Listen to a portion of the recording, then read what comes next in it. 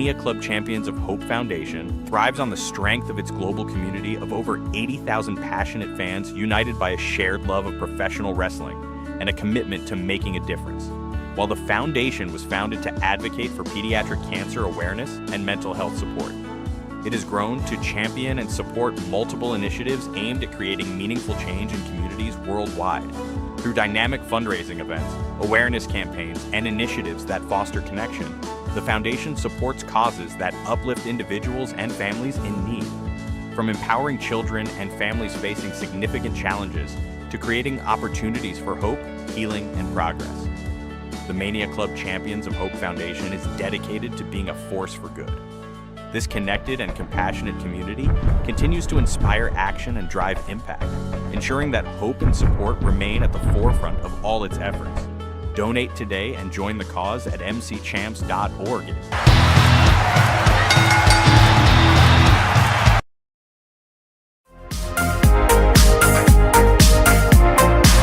Good evening, ladies and gentlemen. Welcome to coverage. Are we on commercial? We are. No, we're live. We're live, and it is Motorsports Mania at the World Center of Racing, Daytona International Speedway. Oh, you can feel it. We had a little exhibition a couple of weeks ago with our coverage of the Clash at Bowman Gray Stadium. How exciting that was.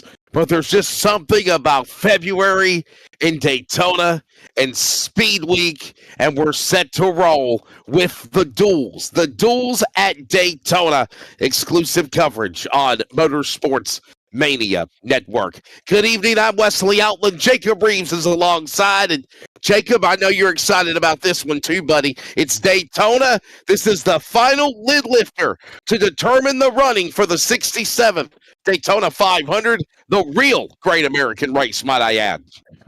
Yes, absolutely. The real Great American Race. Daytona, there you see all the camera angles from our producer, Dean Hopton Biggles. I mean, I absolutely love this place. Raced here last night in the NASCAR Cup Series. Had a good time with that. Ended up coming on sixth.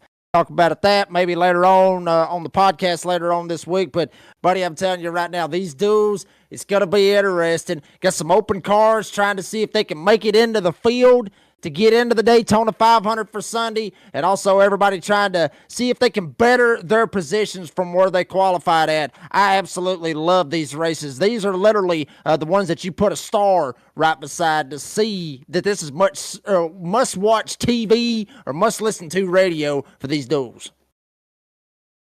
The preliminaries are underway as the field is working their laps around the racetrack. By the way, I want to say thank you to everybody that tuned in to our coverage of the Cookout Clash at Bowman Gray Stadium. And now this is the heart of the NASCAR schedule, and we're looking forward to bringing it to you here tonight with the Duels at the World Center of Racing. All right, without a further ado, we got a problem already. I'm understanding the Ryan Preece car it's got some type of a terminal issue. They have lifted the hood on the engine of the number 60 machine.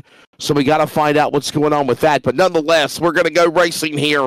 And here is your starting lineup for duel number 1 at Daytona. Look at the graphic on the pole from Mitchell, Indiana, the first ever driver of a Toyota to sit on the pole here in Daytona for the Duels and the 500 on Sunday. Out of Mitchell, Indiana, of course, that is Mr.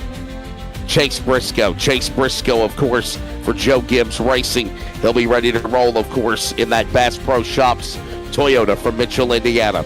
To the outside, Ryan Preece. We saw his car on pit lane. Something going on with the number 60 out of Berlin, Connecticut. Of course, the BuildSubmarines.com Ford. Row number 2. Josh Berry for the Wood Brothers, this new endeavor for car number 21, the driver out of Hendersonville, Tennessee. He'll be ready to roll in that Motorcraft Quick Lane Ford. Starting fourth outside row 2, the number 3, a former winner of the 500 of the Bass Pro Shops Winchester Rifles Chevrolet from Welcome, North Carolina for RCR, Richard Childress Racing. That is the grandson, Austin Dillon. Ironically, Ty Dillon alongside, starting 5th from Welcome in the Grizzly Nicotine Pouches. Number 10 to the outside, Zane Smith, one of the phenoms of the years past in the Truck Series, and the Speedy Cash Ford out of Huntington Beach, California. And then we move on to Rowdy Kyle Busch, his 20th attempt to the 500.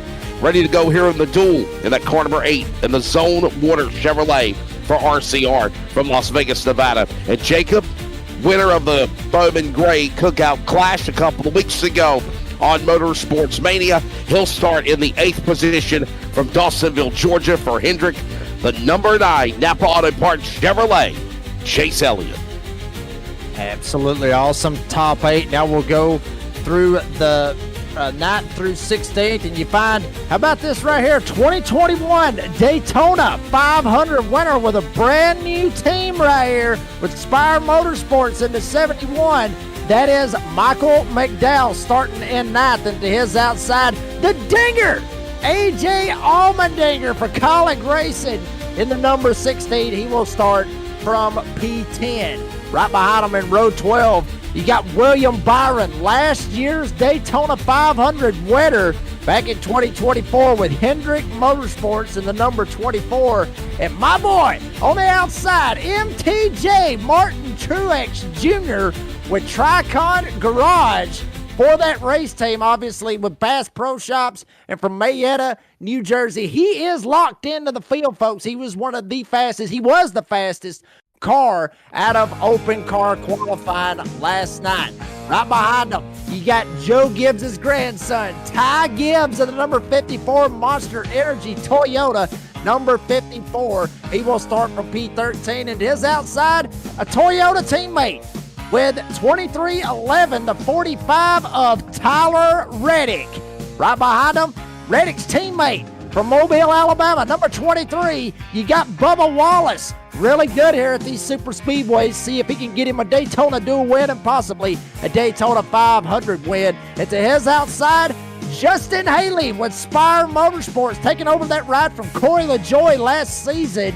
He will start on P16 in the number 7 Chevrolet. Number 9 will find Justin Allgaier. That, of course, Junior Motorsports endeavor, but Traveler Whiskey Chevrolet, the number 40 defending champion of the Xfinity Series. And, of course, that driver ready to roll there in that number 40 machine. To the outside of him, of course, by the way, Riverton, Illinois is the driver of Justin Allgaier's hometown. To his outside, Carson Hocevar, the young man out of Portage, Michigan. He'll be ready to roll in the Ziegler Auto Group Chevrolet for Spire Motorsports, the 18.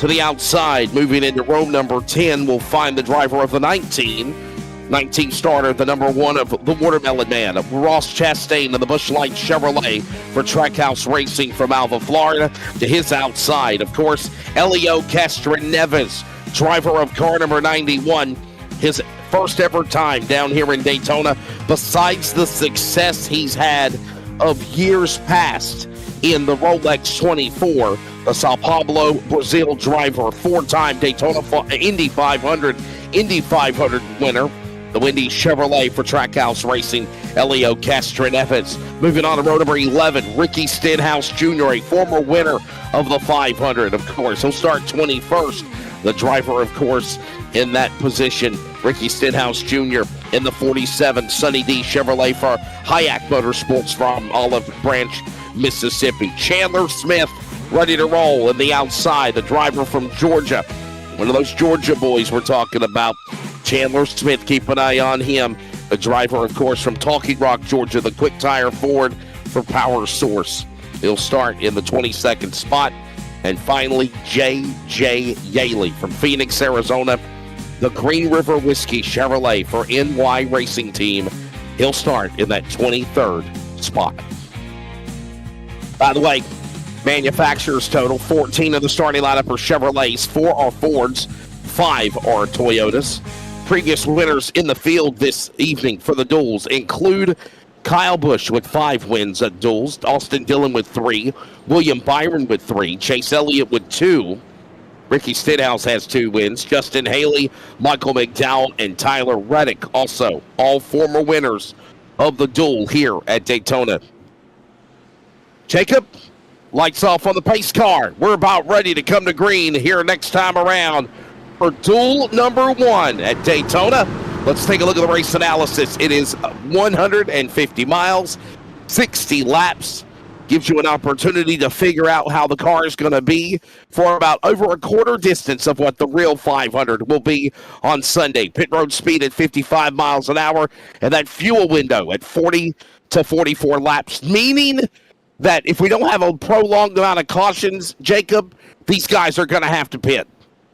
Yeah, they're going to have to pit, and that's when you're going to end up finding out about those beer buddies that I've talked about as we see Ross Chastain trying to catch back up to the field, so something to miss on the number 1 Busch Light Chevrolet with Trackhouse Racing. But, yeah, I mean, those beer buddies trying to get them all lined up and try to be able to get a shot to have friends when you go into the pits. Something you're really going to need to make sure that you got some draft. Here we go, Wesley. We're fixing to get it kicked off at Daytona.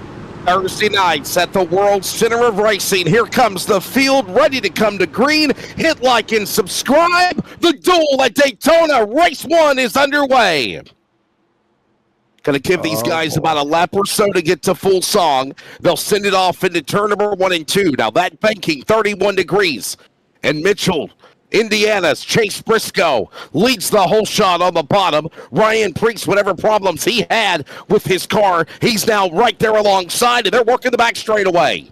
And, boy, I'm telling you right now, it looks like a high-speed pace lap all the way through the field. Couple of drivers looking like they may jump out, try to go 3 wide, but up front, Briscoe, Preece, they still lead them. Is now right behind them. You got Barry on the bottom side. You got Austin Dillon right behind them as they storm their way off of turn number 4 up to full song. Watching them work their way again through the triangle. This time by 1 lap in. Ryan Preece, outside lane car, carries that momentum as they work their way down into turn number 1. It is Briscoe on the bottom. Look who's powering alongside. Austin Dillon, a couple of Bass Pro Shop cars, along with Preece on the outside lane as they work in 2. And Briscoe basically is trying to hold on to it. Remember, folks, went over to Joe Gibbs Racing, driving the 19 that Martin Truex Jr. had last season for many, many seasons over at Joe Gibbs Racing. Briscoe taking advantage of the opportunity on that inside with Josh Berry right behind him. He's trying to lead coming off of turn number 4. Couple of laps now completed. Everybody all stacked up in line with one another. It is Briscoe down to the inside. Preece will follow. Here comes Josh Berry with a push on the bottom of the racetrack. Ty Dillon will move his way down to the 5th spot. He'll fall back to that position. Is also on the hunt Chase Elliott and Kyle Busch. We got one up in the wall. Zane Smith in a shower of sparks. The Speedy Cash Ford into the outside, safe for barrier. His car way off the pace, but we still stay green. They're on the back straightaway. No, caution is out. First time of the race here in Duel 1 in Daytona. Caution for Zane Smith. It is a single car accident in turn 2. Wow, Zane Smith looked like he might have blown a tire, honestly, Wesley. He was right in front of Chase Elliott. As we're seeing it now, yeah, just popped the right front tire right there in front of Chase. Chase might have been shaking in his shoes a little bit, seeing Zane Smith shoot straight up the racetrack, right across the front bumper of Chase Elliott. Bam! Zane Smith hard in the outside retaining wall, popping a right front tire, bringing out the caution. So Zane Smith, again, that car that started the race in the number 6 position, the Speedy Cash Ford, into the outside wall. Damage on that car. He was in a shower of sparks, and that does put us under our first caution here. You know, Jacob, it's one of those things here at the Duels where normally if the first race is chaotic, the second race is calm, or if the first race is calm, the second race is chaotic. I wonder if we'll see something different here this year as we are under the yellow flag for the first time here in, again, Duel number 1.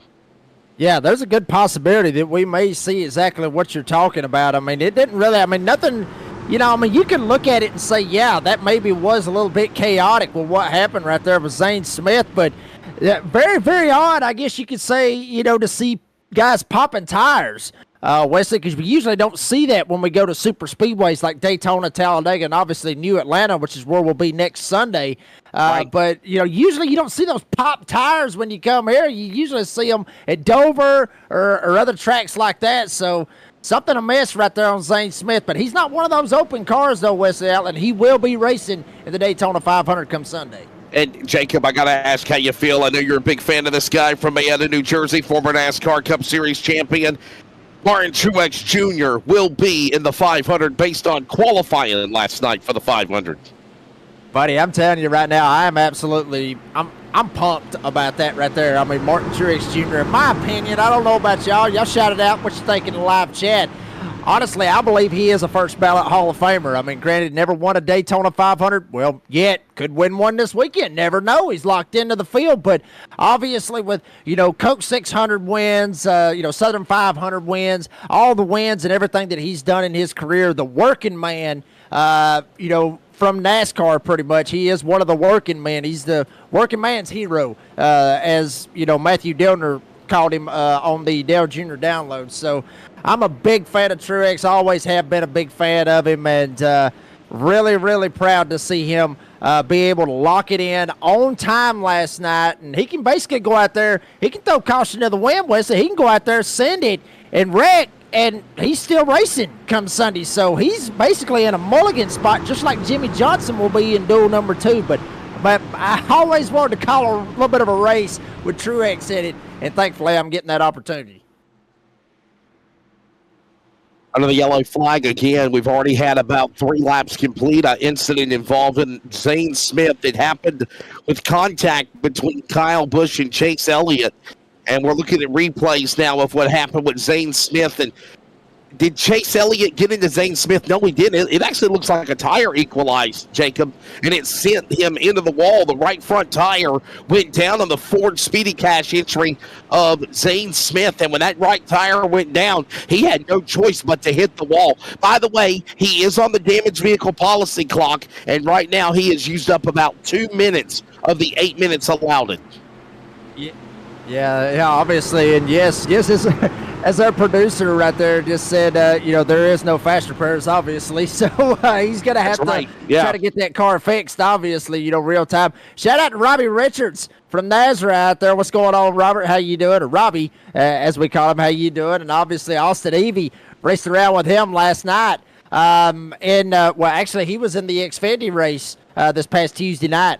On the Nazareth 360 Racing Network at Talladega. So that was pretty cool to see Austin Evie out there as well. I've talked to him a couple times. So hi to you guys. Wesley's out there hi in the chat and everything. So hi to you guys. And hopefully y'all are settled in for some good racing here tonight at Daytona. Right now, let's give you your top 10, at least how it stands right now. With 55 to go, working lap number 5. A couple of these laps have been ran under caution, obviously, after the incident involving Zane Smith's car. That Speedy Cash Ford into the outside wall on the 3rd lap of the race. Ty Gibbs is the leader. Chase Briscoe 2nd. Ryan Preece is 3rd. Josh Berry is 4th. Bubba Wallace is 5th. Austin Dillon, Ty Dillon, is Kyle Busch 8th. Michael McDowell 9th. And Tyler Reddick, Jacob, the top 10. And Ricky Stenhouse Jr. is in 11th. Carson Hocevar currently sitting in the 12th spot. William Byron is sitting in P13. Justin Allgaier, an open car right now, ahead of all of them right now. If he finishes ahead of all of them, he will be racing in the Daytona 500 come Sunday, currently sitting in the 14th spot. Chase Elliott, 15th. A.J. Allmendinger is 16th. Justin Haley is 17th. Zane Smith, 18th. Martin Truex Jr. is 19th, and Chandler Smith is 20th. If you want to grab the other cars at the bottom of the barrel, please do so, Well, I got you, buddy. J.J. Yeley. Yeah, ain't no problem. There's only 3 of them. J.J. Yeley in 21st, Ross Chastain 22nd, and Helio Castroneves 23rd. Ross Chastain was actually a lap down, Wesley Outland. Watermelon Man, he needed that caution. He was able to get the lucky dog, get back on the lead lap. So we mentioned, obviously, the former winners, previous winners in the field. For the duels, let's think about previous winners from this track and different series. Justin Haley has 2, Zane Smith with 2, Austin Dillon with 2, Chase Elliott with 2, Justin Allgaier 2, Kyle Busch, Martin Truex Jr., Ross Chastain, Tyler Reddick, William Byron, all drivers in the past that have won at other tracks, previous winners in the field that is won here at Daytona, but with different series. The trucks, the Xfinity, obviously you check it out as now we see cars on pit road. Believe it or not, it took a while before they opened up pit road to clean up the incident with with Zane Smith, and now we're seeing pit stops happening, and one of those is the Traveler Whiskey Endeavor, right? Great country singer Jason Stapleton hooking up with Dale Earnhardt Jr., Kelly Earnhardt Miller, Hendrick Motorsports providing the engines, the cars, and Dale Jr. in his first ever Cup Series endeavor. Yeah, I mean, Wesley, before I was a fan of Martin Truex Jr., I was a fan, just probably like each and every one of you out there on the live chat, of Dale Jr. Was a fan of his father, Dale Earnhardt, the 7-time NASCAR Winston Cup points champion. Right. So I kind of was in that Dale Jr. era, where the hat flipped backwards and, the cool stuff and everything that Jr. was. And, now he's coming out here with, Chris Stapleton, the big-time country singer, and then right there with the Traveler Whiskey with Chris Stapleton's actual whiskey brand and the number 40, trying to get a car into the Daytona 500. Dale Jr.'s always talked about it, always was like, back in the day, he didn't want to do this. He was talking to Kelly Earnhardt, his sister, and was like, do you want to get a Cup team going? And she just shook her head like, nah, I don't really want to do this. Well, something must have clicked in the Earnhardt family. They wanted to come down here and try to put a car in the field for the Daytona 500. Ended up getting with Stapleton. Made a deal right there at the last minute. Traveler Whiskey, obviously, Stapleton's whiskey brand from one of his songs, Traveler. If you haven't checked that out, go check that out yet. That's a good song as well. But I would love to see Allgaier make it out of all these guys. That would be the one that I really want to see. What did I say? Jason Stapleton. You see how much I love country music. Chris Stapleton is the singer, of course, and the Traveler Whiskey entry. The driver, of course, of the Traveler Whiskey Chevrolet. And obviously, Justin Allgaier, the defending NASCAR Xfinity Series. Hey, by the way, don't forget, Motorsports Mania Network has coverage of the 67 Daytona 500. We go green Sunday, 2:30 on Motorsports Mania and the Community Radio Network. Back to green with lap number 7 completed. Lap 8, the green flag flies, and we're underway again in Duel 1. Josh Berry on the outside lane. He'll give a push to the 500 pole sitter of Mitchell, Indiana's Chase Briscoe. It's Busch. It's Dillon. It's Elliott. And it's also McDowell. They're right there, side by side as they work off 2. And now here comes Barry on the outside getting the shove from Dillon. He may end up going all clear to the lead. Yes, he will. Outside lane advancing big time. Austin Dillon gets clear. Will he jump down? Chase Elliott side by side with Briscoe for the 3rd spot. Inside trying to form back up, but front 2, Barry and Dillon are clear coming off turn 4. 60 laps the distance, 150 miles as we mentioned, and Josh Berry will put the Wood Brothers forward up in front. He leads the way. Behind them, Dillon, Elliott, they're side by side. Now we stack them up 2 by 2 again, up the bank and into 1. And that is awesome for some of the old school NASCAR fans to see the 21 Wood Brothers Ford up at the front. Think back to David Pearson driving that number 21 in so many victories down here at Daytona, and obviously Austin Dillon driving the 3, which was made famous, obviously, by Dale Earnhardt winning in the 1998 Daytona 500. But here comes the 9, Chase Elliott. His daddy was pretty good in that 9 here at Daytona. He's going to go to 2nd. How about McDowell going to 3rd off 4? Your leader is Josh Berry, Elliott, and McDowell right there behind one another. Single file. McDowell, former winner here in the 500. Austin Dillon as well. He's won it before. Allmendinger powers alongside Briscoe. They're going to work their way up the racetrack heading to turn 1. And Justin Haley not too far back, right behind all this. Actually, right behind Allmendinger up on the outside lane. Now McDowell, Elliott, and your leader, Josh Berry, they're going to jump up to the top side and try to help this outside lane advance. Inside lane straight up dying down here with Austin Dillon. You got Chase Briscoe, Kyle Busch, and Ty Dillon. They're trying to make something happen. But now, Elliott, he's going to try to go for the lead. Elliott for the lead off turn number 4. Working off turn 4. It's Elliott now. To the inside. McDowell will follow. Look at Kyle Busch now. Battles alongside Chandler Smith. All these guys working their way across the start-finish line. It's Elliott, McDowell, Allmendinger, Dillon, Berry, top 5, lap 10. They're in 1.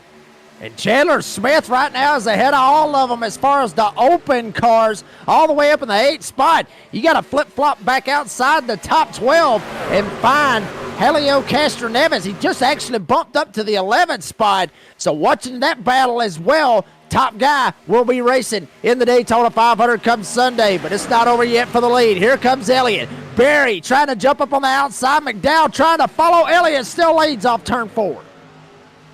Marking off of 4, Elliott up in front, Barry right behind them. They're single file. Then it's going to be side-by-side racing with Haley. He's won here before, but he won during the summer at the 400. It's Smith right there a long way. It's McDowell. It's Allmendinger. All these cars stay nose to tail. Elio Castroneves, he's up to 8th in his Chevrolet. He doesn't want to just qualify his way in. He wants to prove he can race here in Daytona. He's on the back straightaway.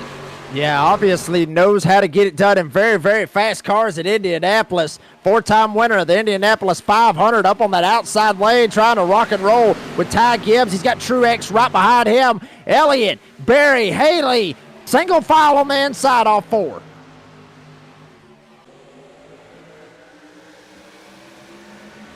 It is Elliott in the lead, Barry right there behind him. And we got a problem. Look at Chase Briscoe, by the way. And I don't think that this is a problem. I think this is a strategy here, Jacob. We're watching Chase Briscoe fall all the way back to the 22nd position. Remember, he doesn't want to get caught up in an accident. He don't want to be involved in any problems. He is on the pole for the 500, the Great American Race on Sunday. He doesn't have to really fight in the duel right now. Very good strategy to fall back.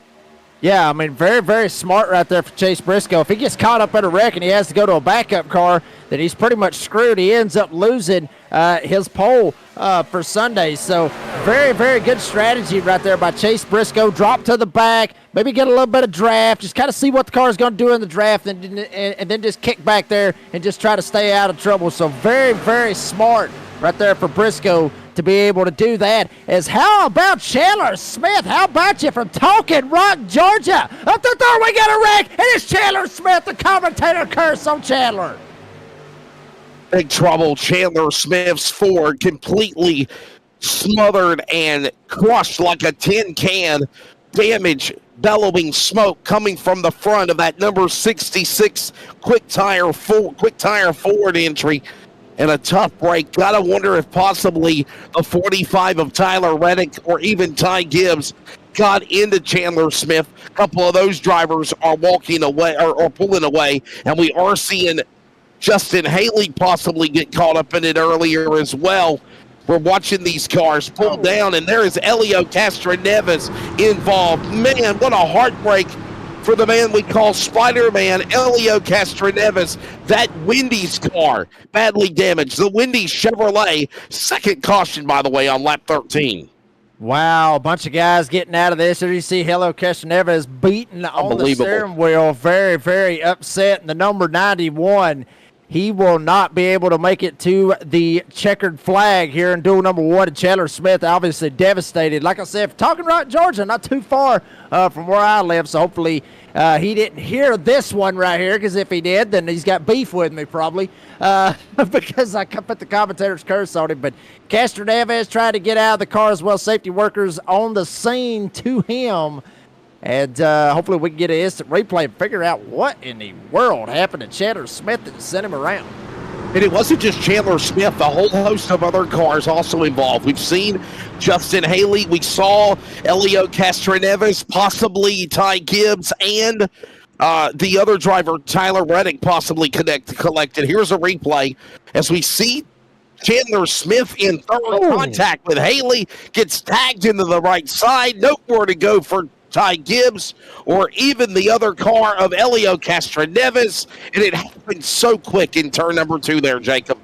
Yeah, and honestly, I mean, we were seeing Chandler Smith sitting right there on the window when he got out of the car. We thought he was devastated, but he might have ended up trying to catch his breath. He comes down right across Justin Haley like he's clear, and he wasn't. Head-on impact. That was a hard hit. Head-on, whole front end folded up on Chandler Smith's number 66. I mean, just hit it hard. And safer barriers did their job right there, West Outland. If that had been a concrete wall, he would have seriously got hurt big time, very, very big impact right there for Chandler Smith. And wow, Helio Castroneves does the same damn thing. He goes up and he hits the wall over in turn number 3 and 4. Just saw the replay on that. Well, that fresh, never frozen, windy Chevrolet needs to actually go back on the griddle and be flattened and put back together, because that is a hard crash for the driver of Helio Castroneves. Drivers involved, including Helio Castroneves, followed by obviously Chandler Smith, the worst for wear, Justin Haley, Ty Gibbs, and Tyler Reddick. A 5-car incident puts us under yellow flag in the first duel at Daytona. We are going to step away. We're going to take a break. More coverage from Daytona when we return on Motorsports Mania.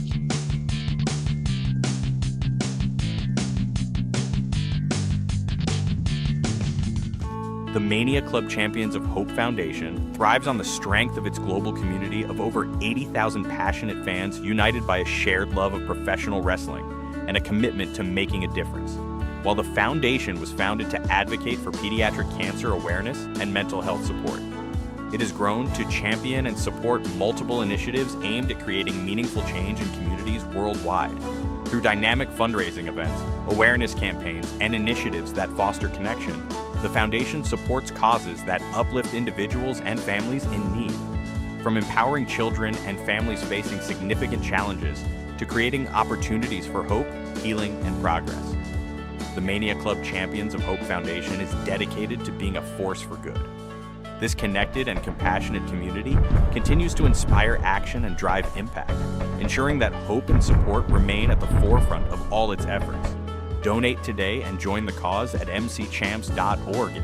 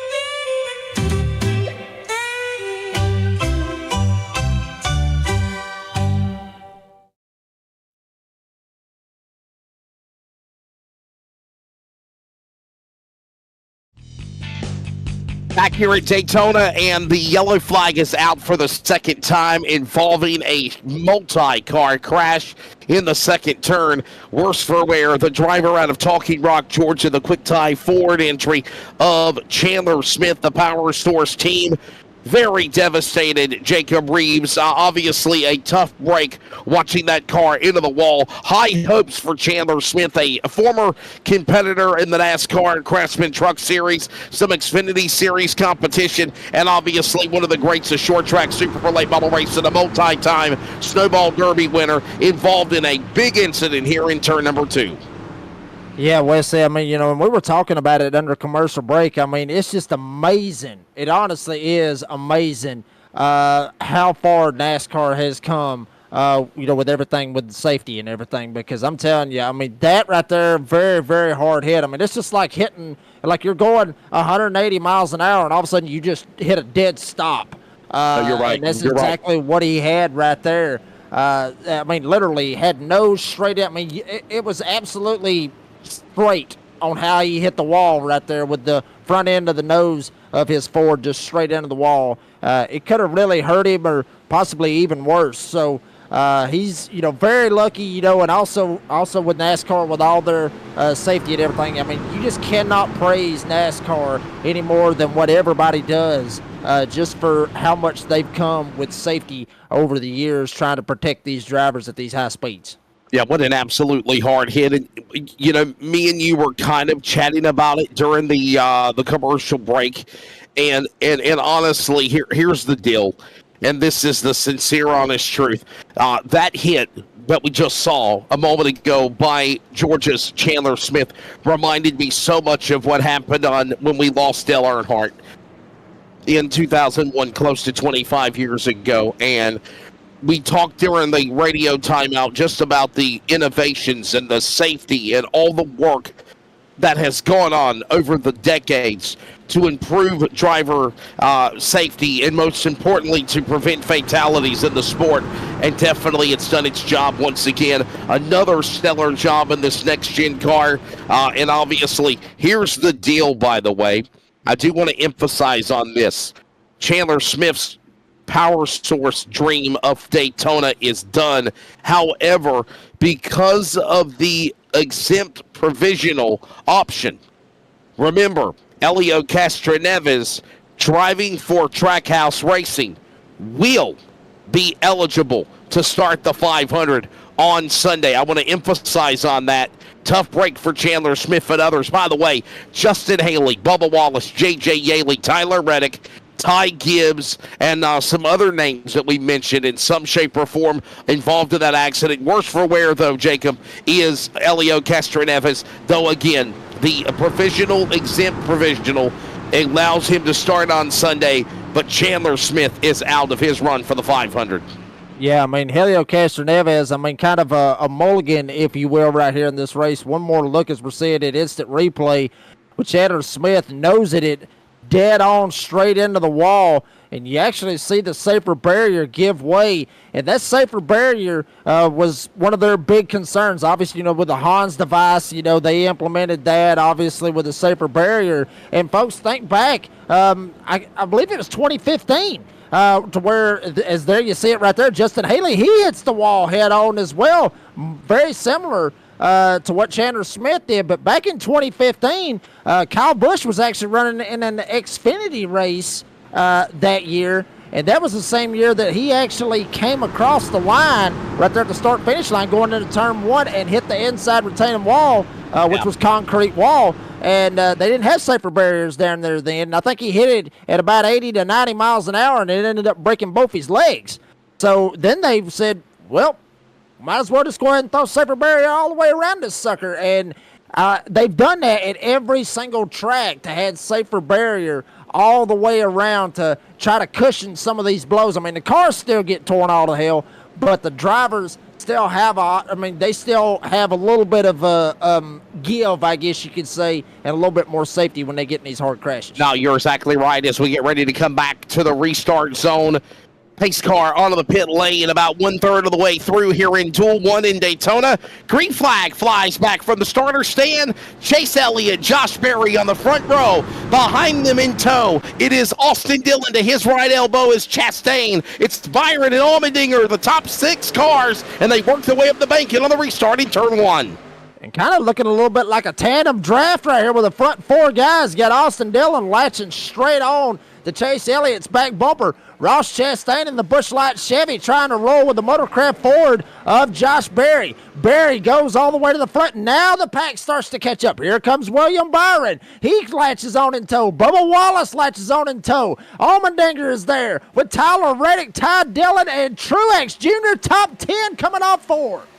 Berry now holds on to that line. It's now going to be a little push there from Chastain as this car for Trackhouse now makes a move to the outside lane. Behind him is also William Byron. Wallace, Allmendinger now climb back into the top 10. Chastain gives a big push to the 9 of Elliott alongside Dillon and Byron going to 1. Elliott trying to go after Berry, and now he's going to get the shove from Dillon, but outside lane a little bit more formed up. Here comes Berry. Berry will grab the lead. Now side by side with Chastain and Elliott. Now it's Byron and Elliott. Outside lane got the momentum front two, or single file, as Chastain is going to latch right on to Berry. Both of them jump down in front of Chase Elliott, as now the outside lane led by William Byron off turn 4. They work their way back off of turn 4. It's Berry by about a half a car length. They thunder down to the tri-oval. Ross Chastain right there with him. In tow is Byron. Here comes Elliott now. He led some of the race at the beginning. Now he falls back to third. He wants to make something work with the help of Dillon on the bottom into 1. And they're still also showing Chase Briscoe riding back there in the back, playing it cool and playing it safe, but up front is still Josh Berry. He's going to try to hang out Chastain. Goes to the bottom, jumps back up in front of Chastain. Elliott's got to run. Here comes Austin Dillon giving him the shove. Give him the old kick in the pants going into turn 3. Elliott, Berry battling it out for the lead. It's Chastain, Austin Dillon right behind them. Front 10, now 12 cars all in pace file formation off turn 4. It's Chase Elliott down to the inside of the racetrack. Berry will follow on the outside lane, and they're stride for stride. Dillon down to the inside. He'll get a push with Allmendinger's on the bottom. Help's coming also. Here comes Tyler Reddick. He wants to get back into the dogfight in 1.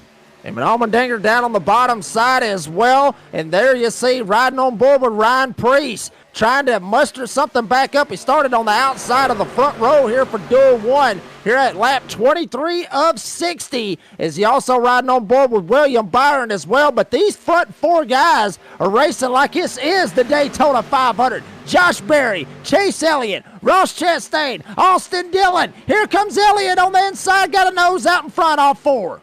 Right now, working lap number 23 of 60, 37 to go.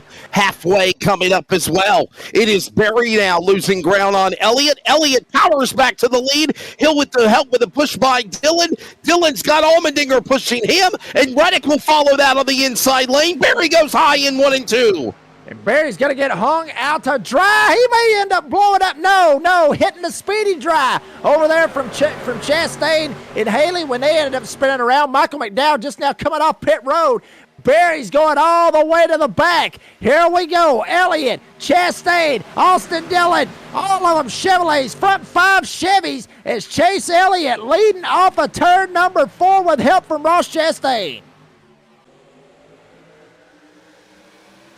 It is Elliott in front, followed by Chastain second, Dillon, Byron, and Allmendinger. They flip-flop those spots again. Here comes Reddick with a push on Allmendinger's back in.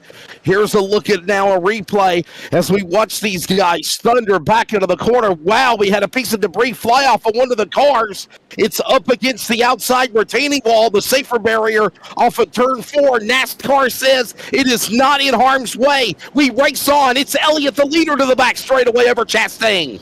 Elliott still holding on, and Chastain right behind him. Austin Dillon down on the bottom side. As now the caution flies for that debris in turn 4. Everybody going to back it down. Had a feeling they were probably going to reconsider things because that piece of debris was starting to shoot back to the bottom of the apron of the racetrack. Remember, they're up to 31 degrees of banking in the corners, and where we saw the piece of debris shoot up and fly through the air, Jacob, we did notice that it was going to start to make its way back down the bottom of the apron, and NASCAR, for the interest of safety, goes ahead and puts out another caution flag to obviously pick up that debris. Hopefully, this will be a quick caution. Yeah, hopefully it will be, as they're also seeing the replay of Helio Castroneves going up on the wall. And folks, listening here on Motorsports Mania, I will go ahead and tell you, it's not a bogus debris caution. I promise you. We just saw the tires and everything flopping when they came off of turn number 4. So, sometimes, they do throw some debris cautions back in the day. It was at those points where, was there really one or not? It really was some debris. We saw it all over the place going off of turn number 4. So, caution out for, I believe this is the 4th time here in this event. Third caution of the race right now. Third caution as we're closing in on the halfway mark of this race. Third caution, Chase Elliott still in the lead. Debris. There is a look at the replay, by the way, of I gotta wonder, Jacob, as they're talking about the debris being on the racetrack, did it come from the accidents of some of those cars that were involved in it earlier? I think that's right now where they're trying to attest and figure out where it came from. Very good possibility right there, Wesley Outland. I mean, it looked like some tire, honestly, from what I saw. It looked like maybe some tire was coming up right there off of turn number 4, but it could have been a big old piece of, black bear bond or big old piece of black tape. Might have just flew off, and, who knows? It could have been a black fender flying off one of these cars. I mean, that was a pretty bad wreck right there with Chandler Smith, Helio Castroneves, Justin Haley, all those guys got involved. So maybe some of the car parts is flying off, when they went off of turn number 4. Honestly, you are correct. It could have been from that previous caution before this one. By the way, just want to throw this out here as well. We're about 3 hours ago, around 4 or 5 o'clock Eastern time, there was thunderstorms. It was thundering. It was lightning. It was raining, heavy rains. Obviously, we kind of hinted on the fact that qualifying for ARCA and Truck Series practice got canceled. So literally that threw a monkey wrench in everything. And obviously now you go onto a dry racetrack, a green racetrack, as we say in the racing world. And Jacob, usually stage or Duel 1 is a quiet race. Not tonight, it seems. We're seeing a crazy Duel 1 to open up the opportunity to inside lane for the 500.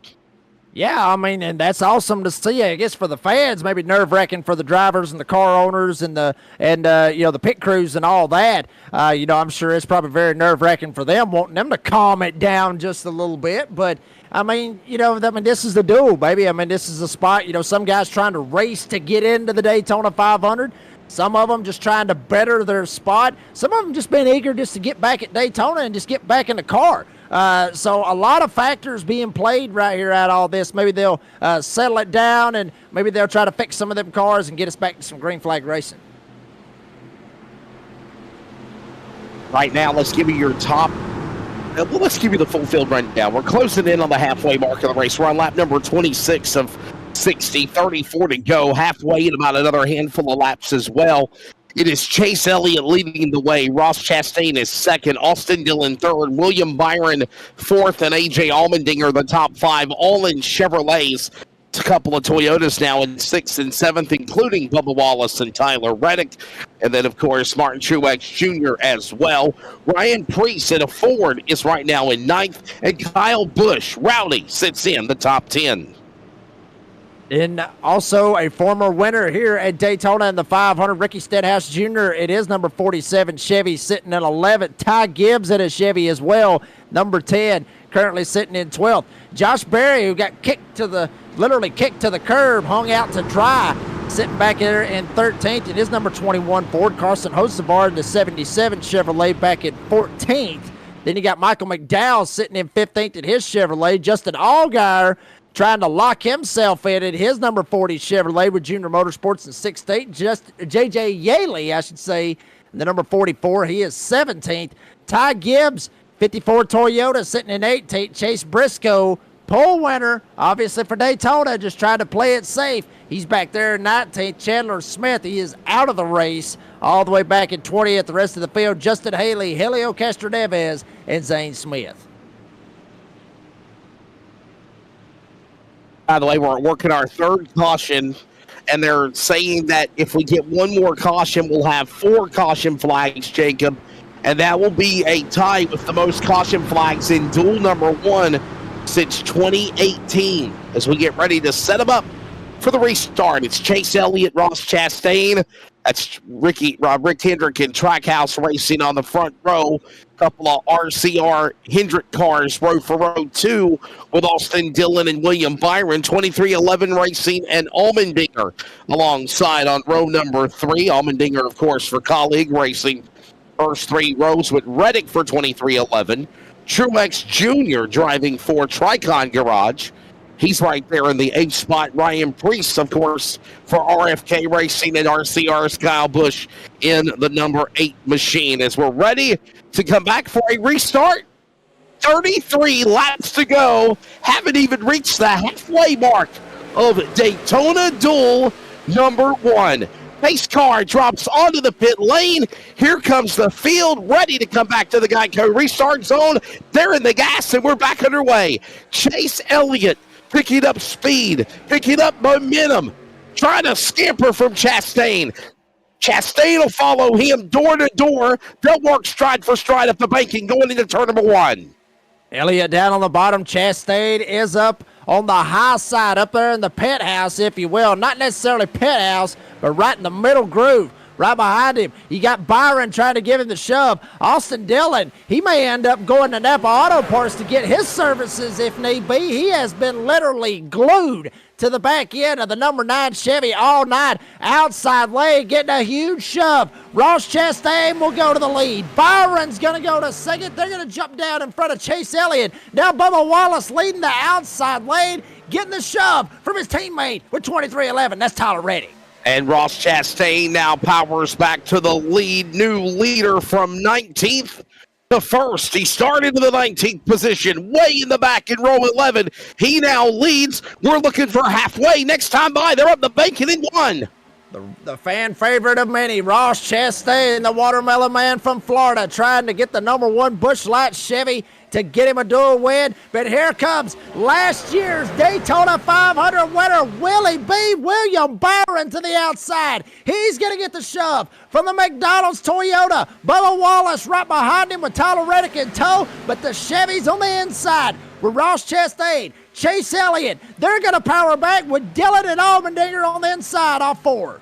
Halfway this time by, cross flags come to the field finally after almost 42 minutes for the first duel. We're halfway home, not done yet. It's Byron, Chastain, Wallace, Elliott, Reddick, top 5. First half done, second half, it's go time, and they're in 1. The Exalta Chevy with Hendrick Motorsports trying to hold on to the lead and trying to get it done. Now Chastain down on the inside lane, right here at the halfway point. Outside lane, they're going to get real tight. Here goes Byron. He'll go to the lead. Wallace gives him a shove. Tandem drafting going into turn 3. Reddick trying to get clear as well. Bubba Wallace is going to stay up in the middle lane. May think different. Goes to the bottom. Goes to the top. Wallace wants the lead here at Daytona. Had a feeling that tandem drafting would eventually happen. 2-car tandem now gets back to a little separation. It's now Bubba Wallace. He'll power to the outside lane. The 2311 entry Toyota Camry goes to the lead. 2-time runner-up of the 500. Wallace leads the McDonald's Toyota to turn 1. And Reddick right in tow. That is exactly what Michael Jordan and Denny Hamlin for 2311 want to see. Both the cars up at the front. That being Bubba Wallace and Tyler Reddick. Wallace wants to try to jump down on the inside lane, but thinks different. One guy steps down. It's Ryan Priest in the 60. He was on pit road, had the hood up before the race started, and then got back up to second before they went green. He jumps down, gets in between the 2311 cars on the outside. And Wallace powers back alongside Byron on the bottom. Ryan Priest, whatever issues he had with the hood up terminally, has now gone by the wayside. He's at second spot where he started. He now powers with Wallace. Toyota, Ford, Chevrolet, Byron. That goes on as Ross Chastain tries to get around Reddick for third in turn 2. And here comes Willie B back on the inside. 23-24. Very iconic numbers within the sports franchise, in any sport for that matter. Here comes Willie B on the inside. Chastain giving the shove to the outside. You got Wallace. You got Priest. Inside lane formed up just a little bit more. Wallace trying to side draft, try to pull Chastain back. But Willie B all clear off turn 4 for the lead. And watch Ross Chastain. Austin Evie is right. We're watching the Watermelon Man start to show his prowess in the second half of Duel 1. He's now up to third. He's looking for second. Byron Wallace door to door as they work into one, and Priest gives a push to Wallace in the corner. A lot of slam drafting with these guys up here at the front. Willie B gets all clear once again, kind of looking like a state trooper going down the back chute here at Daytona. Everybody just don't want to pass him. Wallace says, "That'll be all right. I'll pass you anyway." To the outside, Wallace goes, and now he will try to retake the lead with help from Ryan Priest. Inside lane, Willie B's got Chastain. Very hard side draft. Wallace wants to get this Duel 1 win. Side drafting Byron off 4. No doubt about it. It is a very big, hot pursuit. It's in pursuit now. The leader is Wallace, but everyone else is chomping at the bit at him. Byron back to the inside. His Chevrolet will be scored as the new leader. They cross the line now. Time running out. 25 to go, and they work in turn 1 with Wallace now back to the lead. And don't count out back there in the back with some of these open cars trying to get themselves locked in to the Daytona 500, that being Justin Allgaier in the 40 and J.J. Yeley in the 44, right there around one another as Allgaier tried to advance as well. Chastain at 192, 193 miles an hour going into turn 3 on the inside lane, trying to give the shove to Willie B and try to get him back up here to the front off 4. Ross Chastain now falling back to the number 6 spot. He powers back around to get to the top 5. He'll now settle his sights on Wallace and Byron. This now battle for the lead again while Byron stays locked to the double yellow line on the inside. He's the new leader as they work in 2. Oh, boy, this is getting absolutely courageous for some of these drivers. A lot of them got some courage, driving as fast as they are and shoving as hard as they are right here at Daytona in Duel number 1. Outside's going to kick back up. Inside lane, big stack up. Inside gets disorganized, but Willie B still getting the shove from Chastain. Outside a little bit more formed up. Wallace may have the lead right here coming off 4. Side by side, Wallace now the new leader as they come to the line. It is now Wallace back in front. Priest now puts the Build Submarines forward to the number 2 position. But for how long? Reddick now gets a push on the outside. Correction. He'll now get Byron to his left elbow. They're going to go door to door as they work the back straightaway on lap 36. And how about old Ryan Priest? Went from the top, saw a hole, jumped back down. He wants to try to go to the lead here in Daytona Duel 1. Gets the shove from Willie B. William Byron, he gives him the shove. Priest trying to go to the front, outside looking like they're slipping back a little bit. Here comes Ryan Priest, very, very fast in that RFK Racing number 64 and off 4. Side by side, first 6 rows, top 12. Anybody could win this thing right now as we're about to put 2/3 of the way and 20 to go. 50 miles remain almost. It's Priest, it's Wallace. They're side by side. Wallace gets the clear up on the high side in 2. Wallace still trying to get the shove with his 2311 teammate, and don't count out on Ty Dillon up there, 3rd car on the outside lane, trying to help out the 2311 cars. That's all he's got a shot. Right behind him, Josh Berry back there as well, as other drivers looking like they may start to try to drop to the back. Some of this slam drafting may start to scare some of the guys in the field to slip back. Maybe another big wreck coming. Calm before the storm, maybe 3 cautions so far in the first 38 laps. And now open teams in the duels, including Allgaier 11th, Yaley 12th. Truex, remember, he's in on time. Chandler Smith out. Right now, we're watching these guys fight for those spots, as right now the highest man is Allgaier driving for Junior Motorsports. He's outside the top 10 as they work the back straightaway. And the Junior Motorsports fans are absolutely ecstatic to see that number 40 up inside the top 10. But for how long will he stay there? Priest gets shoved out. He's all clear. He's going to go to the lead. Willie B trying to see if he can go to second. But now Wallace side drafted on Willie B. Priest leads off 4. Closing in on 20 laps to go. Next time by, top 10, Ryan Priest, Bubba Wallace, William Byron, Tyler Reddick, Ross Chastain, your top 5. that it's Ty Dillon, Chase Elliott, Kyle Busch, Austin Dillon, and Justin Allgaier. Allmendinger battles alongside Yaley. That's going on in front of Allgaier in turn 2. Oh, boy. Is in trouble. Priest got put in a sucker hole. He's going all the way to the back, and now here comes Wallace Reddick. They're going to move down. Priest went all the way from the pit house to the outhouse. No pun intended. He is going all the way to the back, right in behind Martin Truex, way back there on the 14th spot. The 24, William Byron leads off turn 4.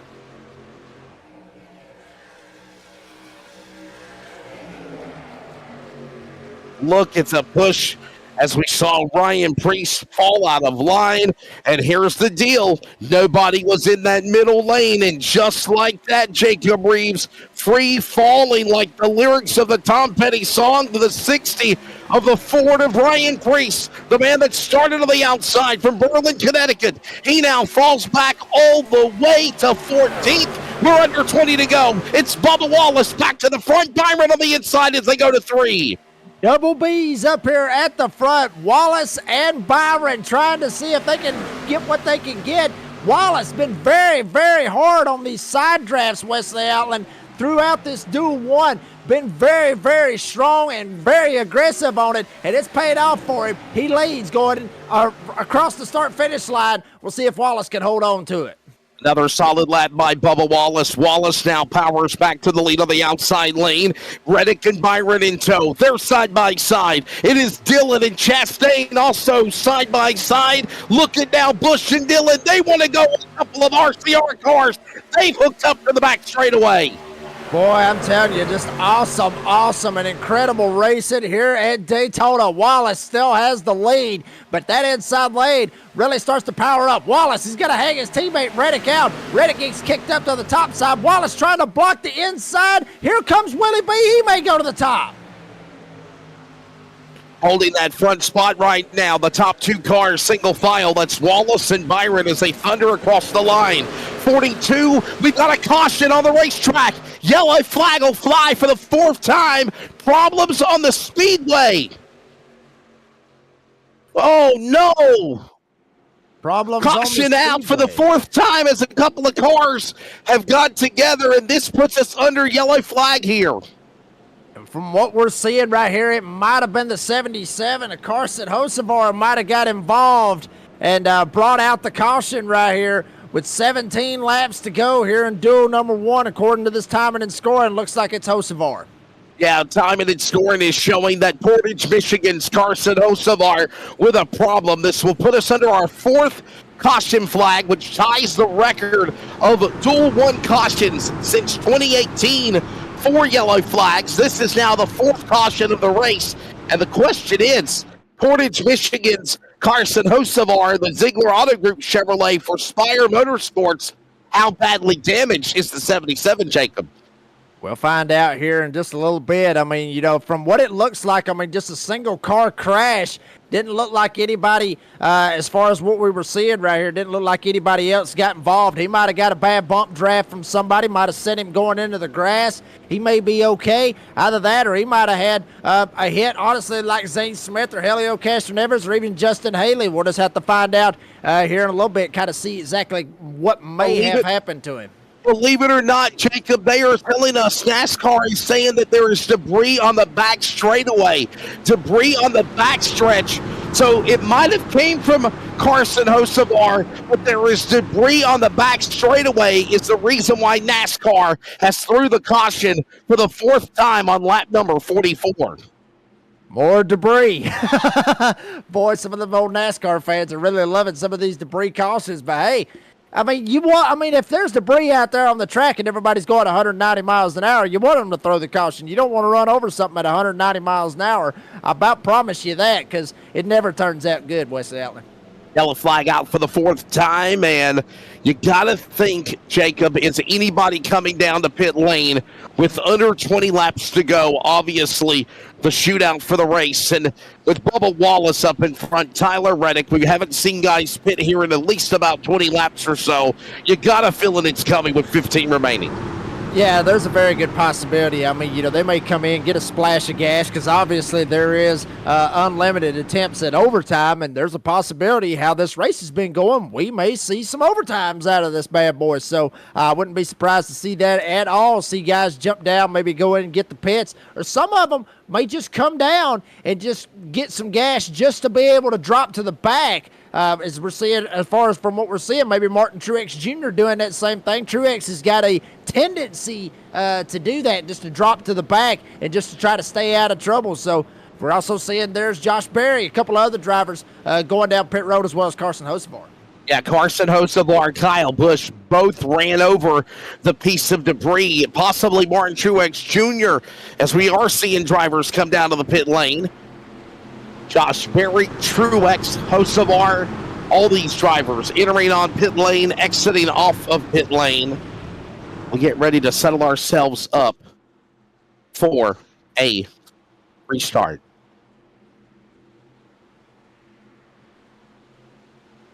Let's give you your full field rundown with 16, now make it 15 laps to go. With lap 44 completed of 60 in Duel 1 here in Daytona. Bubba Wallace is up in front in his Toyota. To the outside, Tyler Reddick for Joe Gibbs on row number 1. A couple of Chevrolets, a lot of Chevrolets round out the top 10. It is William Byron, followed by Ty Dillon, Ross Chastain or Kyle Busch, Chase Elliott, Austin Dillon, Justin Allgaier, and A.J. Allmendinger. But remember, they will do the choose rule when they come to one to go this time by Jacob.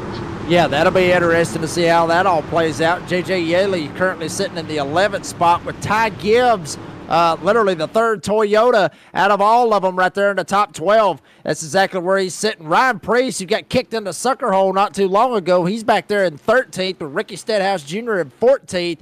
Michael McDowell in a Chevrolet this season in 71 with Spire Motorsports back in 15th. Josh Berry back there in the 16th spot. Carson Hocevar is in 17th. MTJ, Martin Truex Jr., sitting in the 18th spot. Chase Briscoe is 19th. Chandler Smith out of the race in 20th. Justin Haley, Helio Castroneves, and Zane Smith, the 23 cars. By the way, Chase Briscoe in the 19th position in car 19 behind the wall, and probably smart thing to do that because that driver in the Bass Pro Shops Toyota, Chase Briscoe, obviously for Joe Gibbs Racing, on the pole for the 67th running of the Daytona 500 coming up Sunday. Remember, coverage on Motorsports Mania will begin at 2:30 Eastern Time for the Great American Race. Jacob, how excited are you that, man? The duels are great, but the 500 is going to be really fun coming up this Sunday. Well, Wesley, I mean, obviously, any, NASCAR fan has ever heard of Daytona, and obviously the Daytona 500, very, very historic and prestigious racing event. It's kind of weird, honestly. I mean, NASCAR kicks off their season with the Super Bowl of auto racing, which is the Daytona 500, which is kind of weird because usually the Super Bowl is supposed to be at the end of it. Daytona 500's always been at the start of it, always been right here in February. So I'm pumped for it. I mean, I'm always shaking when the Daytona 500 gets thought of, or somebody mentions it, or right there before the initial green flag, and always at the checkered flag, because you will experience history every time. We'll get ready to get it back for a restart as the lights are off on the pace car. I believe William Byron is talking about handling issues on the number 24. And how about our buddy from Nazareth? Pookie and Pookie Jr., Jeff Merck and Tristan Merck. Tristan Bruce, Jeff Merck and Tristan Bruce. And we have beef, Jacob. Oh, boy, yeah, both of them's going to be teammates coming up next season. I believe it is an Xfinity Series or a Cup Series, I believe. Both of them fighting it out. Both of them have had their issues back in the past in Nazareth, so pretty cool to see them both meeting up down there in Daytona. By the way, Tristan Bruce working with the truck number 95 team of Clay Greenfield. The Truck Series will be in action tomorrow night right here in Daytona for 250 miles as we go back to green to settle it with 14 to go here in duel number 1 at Daytona. Byron Wallace. Byron for the jump on the bottom, and Wallace powers back on the outside as they work in 2. Here comes Wallace with his teammate Tyler Reddick for 2311, trying to muster something up. They have straight up left Ty Dillon in the dust. Chase Elliott's going to have to get on Ty Dillon's back bumper and try to help him out. But here comes the inside with a couple of Chevys. We got Byron. We got Ross Chastain. Here comes another Chevy. Austin Dillon trying to get him some as well, as here comes Wallace and Byron off forward. Working to the line, 13 laps to go. As Bubba Wallace in the lead, Byron now has got Chastain and Reddick and Dillon right there in the top 5. They're side by side. Jacob, do you really want to risk wrecking your car, using your car up in the duels? The most important picture is the 500. Yeah, I mean, that is your most important deal, but I mean, you've got to have a shot. At least see what your car can do here in these duels. That's what you see in a lot of these guys doing. And a guy like Justin Allgaier, he's just trying to hold position. I mean, he holds position right there in the 8th spot. Guess what? He's racing in the Daytona 500. So a lot of different, I guess you could say, strategies or agendas out here for all of these guys out here. And some of them maybe just seeing possibility of a checkered flag waving in front of them. They just want to be the first one there. I mean, they're all racing as hard as we're going 3 wide and 1.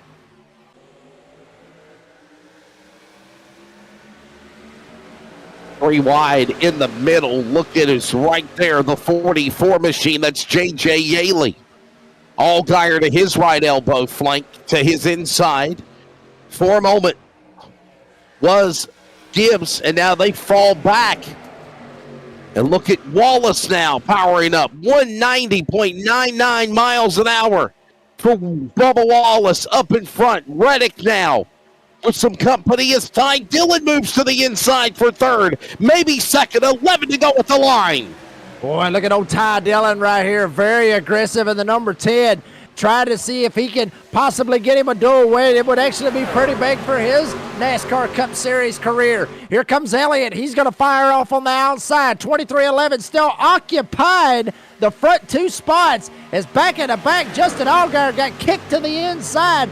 J.J. Yaley was able to slide by. He's sitting in the transfer spot to go to the Daytona 500. Ty Dillon in a Chevy on the inside. You got Byron. You got Chastain. Dillon. All of them trying to line up and gang up on the Toyotas. Ty Dillon looking for the lead, possibly off turn 4. Got pushed out of line for just a moment. Now gets back in tow. It's Wallace now the leader. Dillon and Reddick side by side. Byron will follow to the bottom. Chastain and Elliott now start to make their surge back to the front. 10 to go, 50 in. They're in turn 1. Boy, Ty Dillon been very, very strong and been very, very smart in that number 10 on the inside. Try to see if he can hold on to it. Get him some. Try to get him a dual win. Get him a good spot for the Daytona 500 to start. But here comes that outside lane. Big stack up all the way through Chase Elliott, Kyle Busch, and throughout the field. A.J. Allmendinger, Ryan Preece, and Truex back there in tow as well. Ty Dillon with a nose out in front. Coming this time, 9 laps to go. They are full throttle at Daytona. Holding that line right now as here they come stride for stride. First 5, 6, 7 cars. Now 3 wide. Back to the line in the middle. Between that battle is the driver of the Sunny D car of Ricky Stenhouse Jr. He powers back. He loses ground. Allgaier behind him. Truex. Yaley will now be in the 500 as he's in the transfer spot of drivers that have to race into the back straightaway. 9 to go. Boy, I mean, back and forth between Yaley and Allgaier. Who's going to come out on top and race Sunday? Priest trying to look back. He sees Martin Truex Jr. right behind him. Ty Gibbs looks like that car has literally went through Martinsville, or a meat grinder, if you will. Inside, still battling it out with Ty Dillon trying to get the lead off turn 4. And right now they work their way back through the triangle, coming to the line. It's Wallace in the lead, his Toyota, holding on over the other Chevrolet of Ty Dillon. Tyler Reddick and the other Toyota now. They battle alongside one another. A couple of Toyotas, a gaggle of Chevrolets behind them, and 8 to go here in Duel 1 in Daytona. Justin Allgaier just shot around the outside trying to get around Justin, or J.J. Yaley for that matter, racing it out for the transfer spot as the race is on going into turn 3 for the lead. Wallace, Reddick, trying to get the shove with 2311 on the inside. Couple of Chevys, a lot of Chevys on the inside lane. Ty Dillon and now Bubba Wallace. They're trying to break away from the field off turn 4. Usually with Ty Dillon down to the inside. He'll power to the bottom. He'll be the new leader. Allgaier now battling with Yaley. They're side by side. And what do you know? It is also Martin Truex Jr. in that fit as they work into turn 1. Martin Truex Jr. has never won a Daytona 500 in his career. The 2017 NASCAR Cup Series champion locked into the field, and I'm happy about that, as well as a lot of MTJ fans. He will be racing Sunday, but he wants to try to get him some and get him a Daytona duel here, and what could possibly be his last race here at Daytona. Now Ty Dillon dives down to the inside lane. He's trying to go for the lead on Bubba Wallace off turn 4. Couple of Chevrolets and Toyotas side by side as they work their way through the tri-oval. Down to the line, 6 laps to go. Bubba Wallace in the lead. Dillon now flip-flops those spots. Byron watches on. He battles Reddick. They're up the bank and into turn 1. Still in pace 5 formation at 190 miles an hour. Close racing, closer than the cars in the parking lot. Here comes Ty Dillon. He gets the shove. Here comes William Byron. Reddick trying to get up behind Bubba Wallace, trying to help his teammate out. Stride for stride, door to door, side by side as Wallace tries to jump down. He gets sideways, stacks up the outside lane. Dillon gets loose in 3 and 4. He's able to hold on to it. Ty Dillon to the lead, coming off turn 4. They're scampering. And then Byron and Wallace get sideways as Dillon powers away from the field to the line. 5 laps to go. 4 fingers and a thumb from your flagman. 5 remaining. Couple of Chevrolets up in the front now. Battle the Toyota Wallace. Wallace and Byron almost make contact. Here comes Reddick. He'll get into the dogfight as they work in 2. We just saw it right there on the instant replay. Bubba Wallace just got a bad bump draft from his teammate Tyler Reddick, knocked him sideways, and now they got it lined back up. They're trying to get it formed back up. Elliott tries to get to the back bumper of Reddick. Reddick trying to get to Wallace inside lane with Chastain trying to get to Byron, and Byron trying to get to Ty Dillon. Dillon has the lead for a moment coming off turn 4, but Wallace fights hard on the outside. Couple of 2311 racing teammates, one behind the other on the outside lane. Ty Dillon on the bottom, driving the Grizzly nicotine pouches Chevrolet, trying to start third in the 500, trying to win the duel. 4 to go. They're in turn number 1. Grizzly car out there. That's a redneck car if I ever seen one. Dillon on the inside with Byron in tow. Dillon, he's going to scamper away with the lead. Will he go to the top? Thinks about the top. Can't do it. Too late. Wallace, he is there. Now here comes Byron trying to give the shove. Dillon now gets back clear as now Dillon side by side with Bubba Wallace. Chastain on the inside of Tyler Reddick and Austin Dillon. Back there battling with Chase Elliott as well. Dillon leads off 4. What a job by Colleague Racing now up in front. That's Welcome North Carolina's Ty Dillon leading the way. Wallace and Byron now get some company by Reddick. He'll now pull alongside and help his teammate. It is now Wallace going back to the lead in the third row, begins to form with Allgaier on the outside in 1. Yeah, and Allgaier's got Michael McDowell and Josh Berry back there with them, only 3 of them, but they're trying to see if they can muster up a plan and maybe have a shot to even go to the front or just try to get Allgaier past the 44 J.J. Yaley, who's currently sitting right there around Truex. Here comes Allgaier. He's going to try to get around J.J. Yaley. They're going to go 3 wide with 3 open cars back in the field as Wallace and Ty Dillon coming 2 to go off turn 4. It will be 2 laps remaining, 5 miles left to settle it here in Duel 1 in Daytona. Here they come, thundering down to the line to the tri-oval. It is the leader, Wallace. Dillon now back to second. Reddick now with a push. Here comes Byron. He'll push now Dillon to the inside. To the third row is again going into 1. And Allmendinger jumps up on the outside lane, jumps up in front of Justin Allgaier. Dillon all by himself coming off of turn number 2. Here comes Wallace. He gets the shove. Reddick's in it. Here comes Elliott. Kyle Busch is also there as well. outside lane, moving big time. Allmendinger's all the way up to the door of Kyle Busch. They're 3 wide back there for the 6th spot as Dylan leads off turn 4, 1 to go. Wallace by himself, single file, side by side. Reddick, Dylan, Elliott, Byron behind them. They are 3 by 3. White flag in the air. One more lap to go. Wallace in the lead. Can he hold on and start third for the 500? He's in turn 1 for the final time. And here comes Allmendinger on the outside trying to muster up a plan. Ty Dillon trying to get up there on the back bumper of Bubba Wallace. 3 wide back for the 4th, all the way back. Beautiful sight here for the final lap. A dual 1 here at Daytona. Allmendinger gets a shove. Allgaier tries to get there. Ty Dillon goes up into the fence. He's able to hold on to it. Bubba Wallace coming off turn 4 for the win. They're 3 wide behind Bubba Wallace. His Toyota powers through 3 and 4. Behind them, still 3 and 4 wide.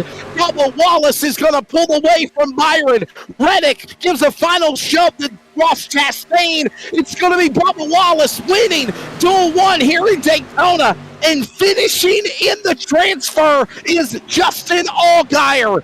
The Traveler Whiskey Chevrolet for Junior Motorsports will be joining the field for the 67th running of the Daytona 500 on Sunday by finishing 9th.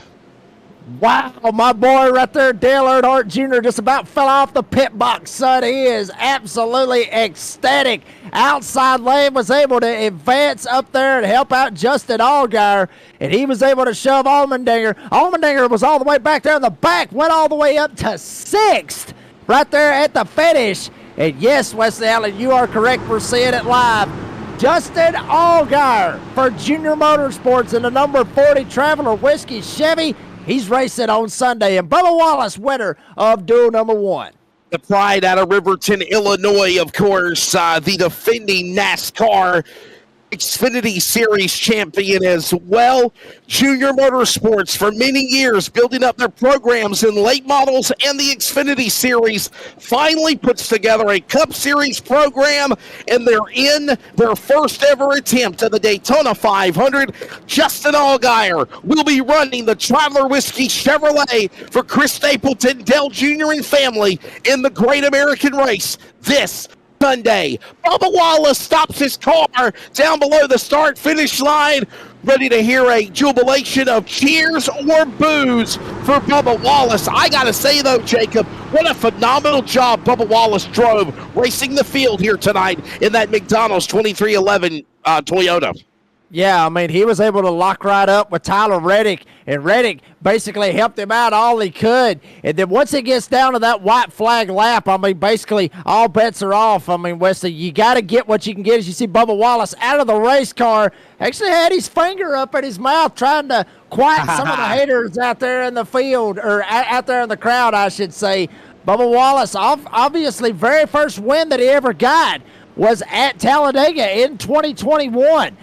So pretty big deal right here for Bubba Wallace. He could be a threat going into Daytona for the Daytona 500 on Sunday. Yeah, a couple of wins in the NASCAR Cup Series. First time ever at Talladega. Then he won a race at Kansas Speedway.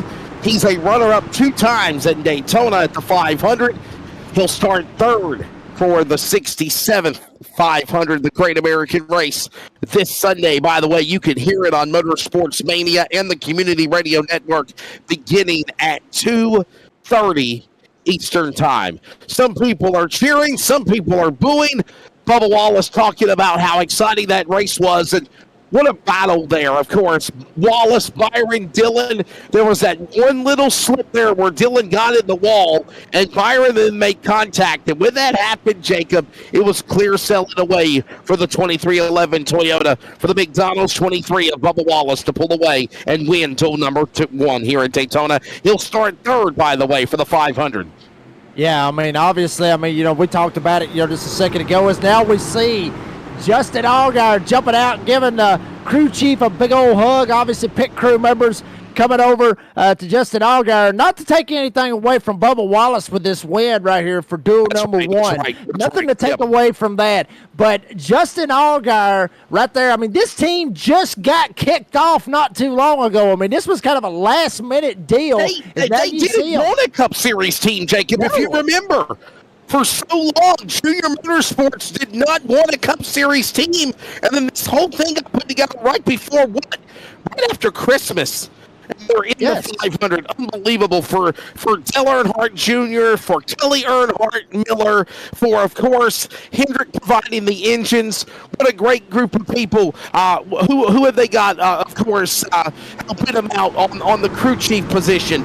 The experience that the driver of Allgaier has on the War Wagon for the crew chief spot is phenomenal. With, of course, who is it? Greg Ives, a two-time winner of the 500, is a crew chief. You got a great group of people putting this together. What a moment for Justin Allgaier, the defending Xfinity Series champion. Oh, and by the way, he'll be racing Saturday in the 300-miler as well before the 500, Jacob. Yeah, I mean, obviously, I mean, I see it right here, with Kelly Earnhardt, obviously in tears. Dale Jr. right behind Justin Allgaier, he is in tears. This right here, I mean, this is a big, big deal right here. We talked about it. This just came together, 2 months ago? This whole deal, with all this right here for the Junior Motorsports deal. And Dale Earnhardt Jr., as a car owner, will have a car in the field for the 67th running of the Daytona 500. And honestly, Wesley, as a big time Dale Jr. fan, I am absolutely ecstatic for this one. I mean, that was my sentimental favorite. I got a feeling he's going to be a sentimental favorite for a lot of fans come Sunday. Basically, Dale Jr. talking about the work that went behind it, having one shot to get it, wanted to try to get it on qualifying, needed to work on some things, had a great race car. Greg Ives and the team came together, had a big meeting this morning, worked on the change and the plans that they needed to do and make it happen. And obviously, they're excited. He's excited for the sport of NASCAR. He has seen it on so many different levels as a driver and now as a car owner. The challenges, he would not want it any other way. He is now a car owner for the Daytona 500. He gives big thanks to Chris Stapleton, Traveler Whiskey, and everybody. He just can't believe Justin Allgaier qualifies to the 500 there, Jacob.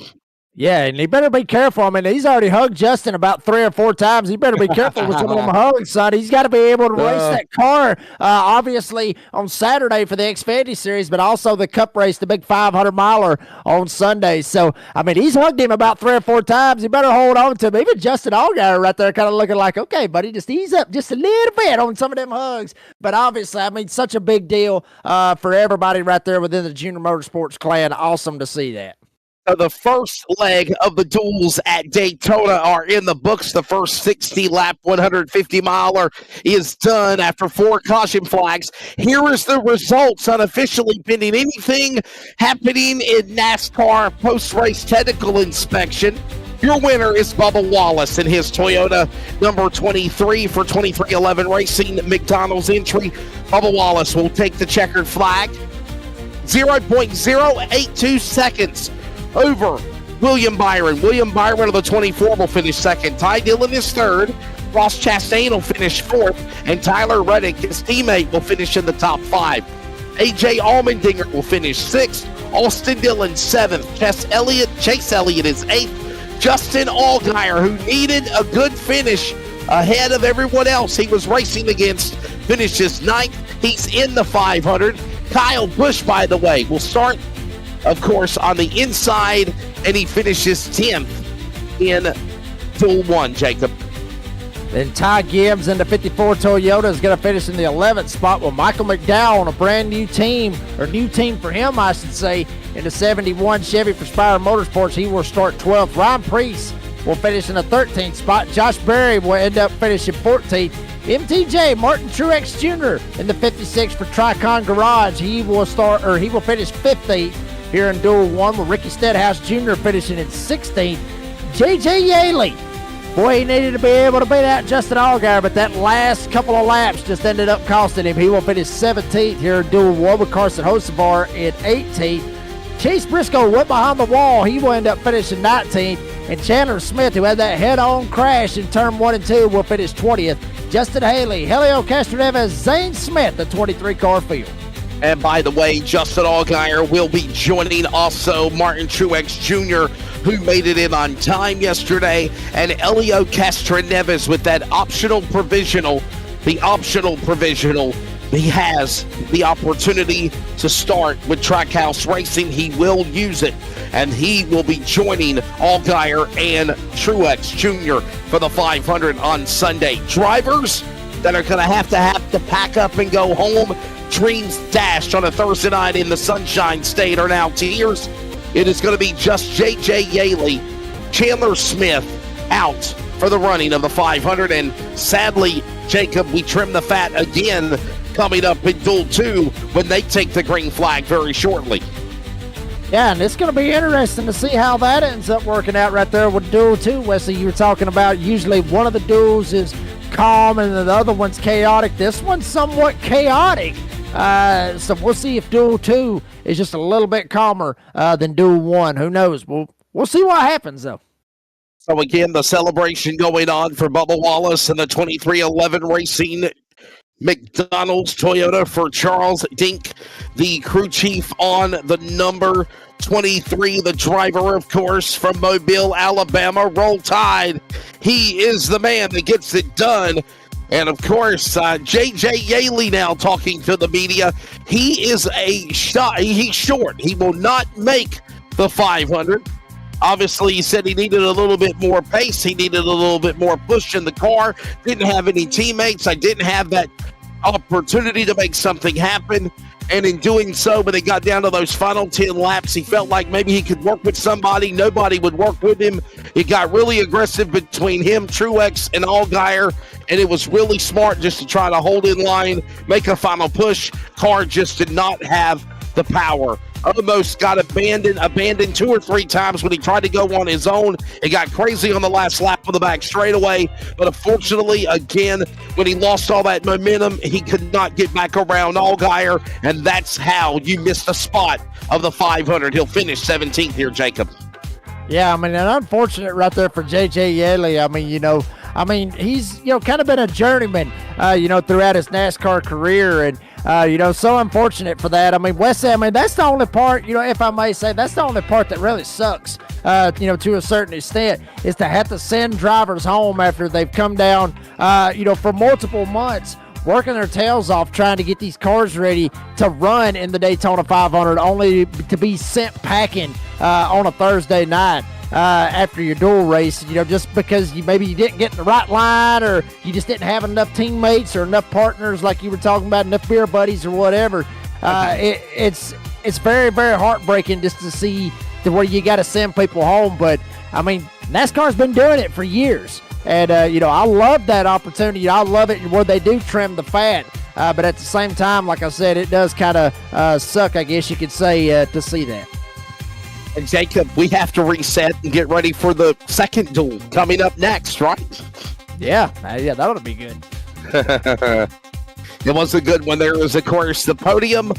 Bubba Wallace, William Byron, Ty Dillon. Remember, it sets the lineup for the inside rows for the 67th running of the Daytona 500. Oh, and by the way, the Daytona 500 coming up on Sunday, 2:30 Eastern Time, on Motorsports Mania Network. While you're tuned in right here to coverage of the duels in Daytona, we'll have coverage of the 500 on Sunday. Jacob Dean and myself. Well, we're going to take a break. We much need one.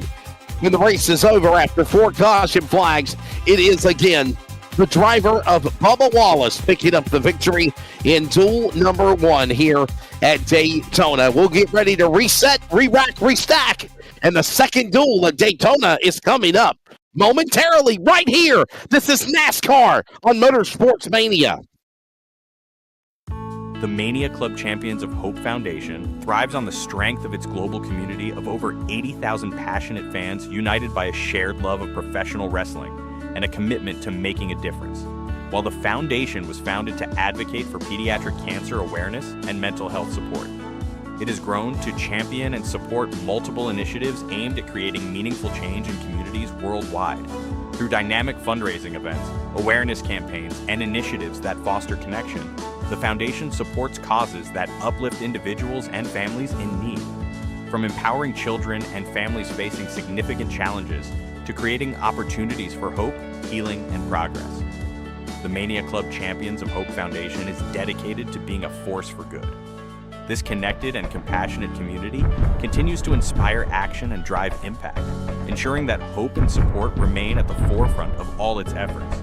Donate today and join the cause at mcchamps.org.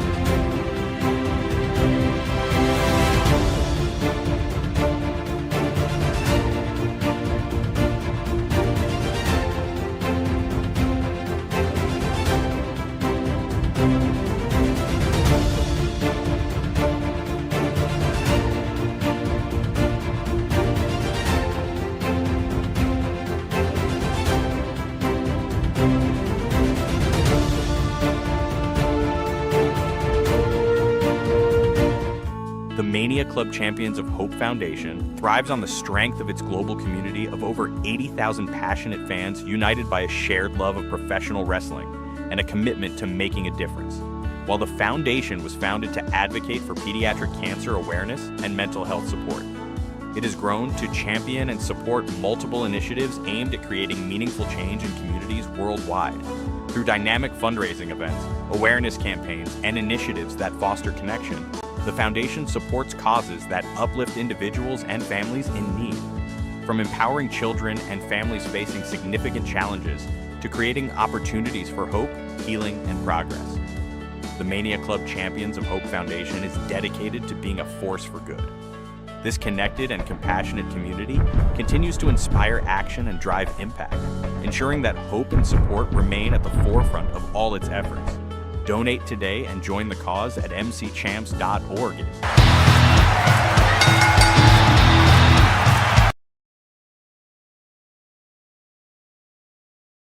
Back here at Daytona International Speedway, and the cars, a new flock of drivers ready to decide the outside lane of the 500, are rolling, ready for their 60-lap, 150-mile contest in Duel 2 here at Daytona. Let's give you the starting lineup. On the pole, Austin Cindric in the Discount Tire Ford.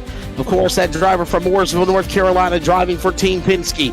To the outside, the defending NASCAR Cup Series champion for Penske in the Shell Pennzoil Ford from Middletown, Connecticut.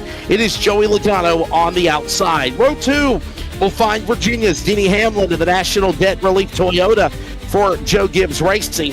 His outside, Joe Gibbs Racing teammate in the number 20 for Walt Interstate Batteries Toyota. The driver, of course, residing from Norman, Oklahoma, Christopher Bell. Row 3 will find Kyle Larson from, of course, Elk Grove, California, the number 5, HendrickCars.com Chevrolet. To his outside, his teammate for Hendrick Cars, Alex Bowman, of course, from Tucson, Arizona, in the Ally Chevrolet number 48. And row number 4 will find Todd Gilliland, the Lux Travel Stops Ford. That driver, of course, from Sherrills Ford, North Carolina for Front Row Motorsports. To his outside, Brad Keselowski, the driver from Rochester Hills, Michigan, in the Kroger Cottonelle Ford for RFK Racing.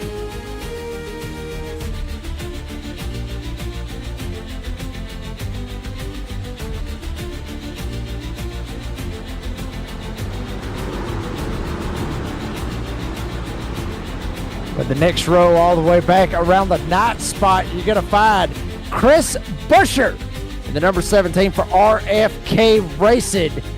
He will be piloting in that machine starting from the 9th spot. And how about right here? Ryan Blaney, YRB, number 12 for Penske Racing. He's going to be rolling off from P10. How about Noah Gregson? This is Stewart Haas Racing last season. He's coming back out here for another run at it in the same car number that he was in when he was at Stewart Haas, driving the number 4. We'll see if Noah Grayson can get it done here tonight at Daytona. Maybe not cause all kinds of hell like he did last 2 weeks ago when we went to Bowman Gray Stadium. It is outside Daniel Suarez and the number 99 for Trackhouse Racing from Mexico. We'll start in P12. Riley Hertz in the number 35 Monster Energy car. He will be starting in P13. And to his outside, 7-time champion Jimmy Johnson in the number 84. He will be starting in P14. Folks, real quick, he is locked in for his qualifying time that he put down last night. So Jimmy Johnson will be racing in the Daytona 500 on Sunday. Right behind him, you got SVG, number 88, Shane Van Gisbergen for Trackhouse Racing. He will be starting in the, I believe that is the 17th spot, or excuse me, 15th spot rather, got crossed up. It is outside Cole Custer in the number 41. He'll be starting from P16. And we at least got the top 20 for you. Row number 9 will find the driver of Corey LaJoie, the Take 5 oil change Duramax Ford.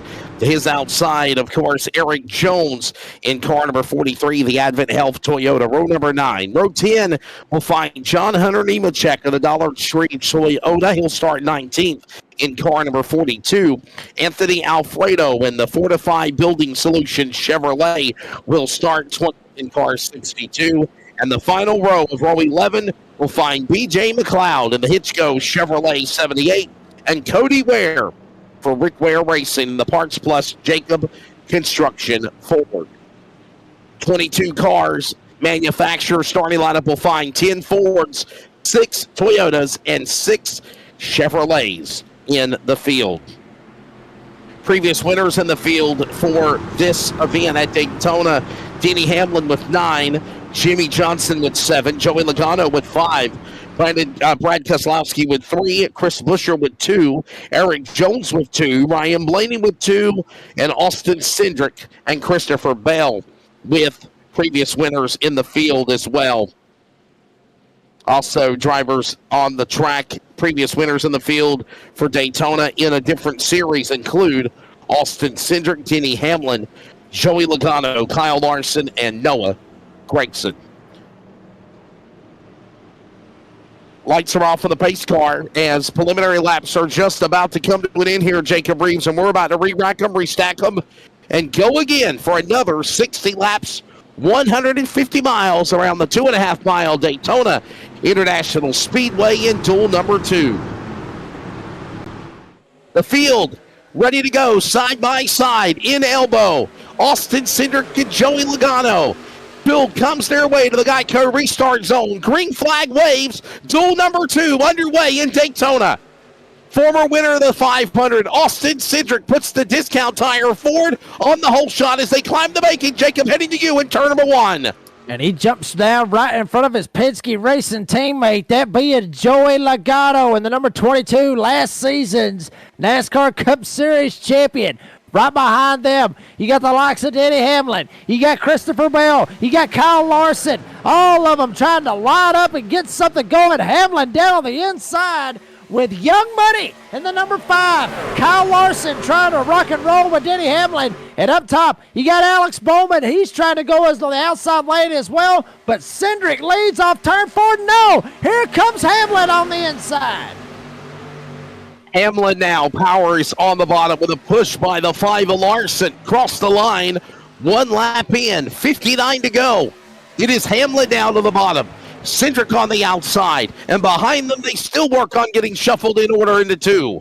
Hamlin down on the inside, Cindric up top. Joey Logano trying to roll with his Penske Racing teammate in the Pennzoil Ford. Discount tire Ford. Both the Fords trying to rock and roll on the outside lane, but now you got a Toyota and a Chevrolet down on the bottom side. 34 of Gilliland, he's trying to get up here and make something happen as well. Alex Bowman following in suit as well as everybody. Like I said in Duel 1, Wesley, pace 5 formation at 190 miles an hour off turn 4. And right now, Cindric is back to that second spot. Larson has got Logano to his right elbow. Then you've also got Gilliland, Todd Gilliland, Keselowski right there, side by side. Everybody, all 11 rows, door to door as they come to speed now at full song. There again in turn number 2. Hamlin still down on the inside. Larson still lined up with him. Nothing changing up front, nothing changing out back. The only thing that may be changing is how the momentum has been shifted from the outside lane to the inside lane and then back to the inside and then back to the outside. Goes everywhere. Now here we go. Getting a little bit close up here with Cindric and Hamlin. Cindric tries to come down, side draft, pull Hamlin back. Larson still latching right on to Denny Hamlin off turn 4. They'll work off turn 4, coming back down to the tri-oval. Hamlin still with the lead on the bottom of the racetrack to the double yellow line. Cindric powers back. Toyota Ford. Now a Chevrolet gets in the mix. The bow tie of Larson. The Ford of Logano. They're side by side. Shades of everybody still going. Do-si-doing up the banking into 1 and 2. Wesley, you basically called it right there at the start. Which one's going to be the calm one? Which one's going to be the crazy one? I think Duel 1 might have been the crazy one. Duel 2 looks like it's going to be pretty calm, cool, and collected so far. A little bit of bump drafting now on the outside lane. Logano trying to give the shove to Cindric. He'll back away a little bit, try to bring Bowman up there and try to get the outside lane to kind of get lined up a little bit better on the inside. But Larson, Hamlin, they're enemies sometimes, but they're working together all four. 22 500 winner Austin Cindric now to the outside. Powers along Denny Hamlin, a three-time winner here of the Great American Race. On the bottom of the racetrack, Hamlin, Cindric, Larson, Logano, Bowman, top five. That's the way they stand on lap number 5 as they work into one. And Hamlin trying to see if he can get away on the inside lane. Larson literally doing all the work. Nobody behind Larson. You got to go all the way back to Chris Buescher back there in the 7th spot. Larson has been tucked right up on the back end of the number 11 Toyota for Joe Gibbs Racing. Now Larson's going to slip back a little bit, trying to pull Buescher up, help this inside lane out. Hamlin, about a half a car length lead off turn 4 over Cindric. Thanks for those that are, by the way, subscribing. We just had one other person hit the subscribe button. Thank you very much. Subscribe and like to keep up with our coverage on Motorsports Mania, not just of NASCAR, but also Formula One and IndyCar coming up next month when it starts at St. Petersburg. It is Hamlin right now, the leader with 5 laps in. Cindric second, Larson, Logano, Buescher, Bowman, Grayson, Gilliland, Herbst, Keselowski, and they're on the back straightaway.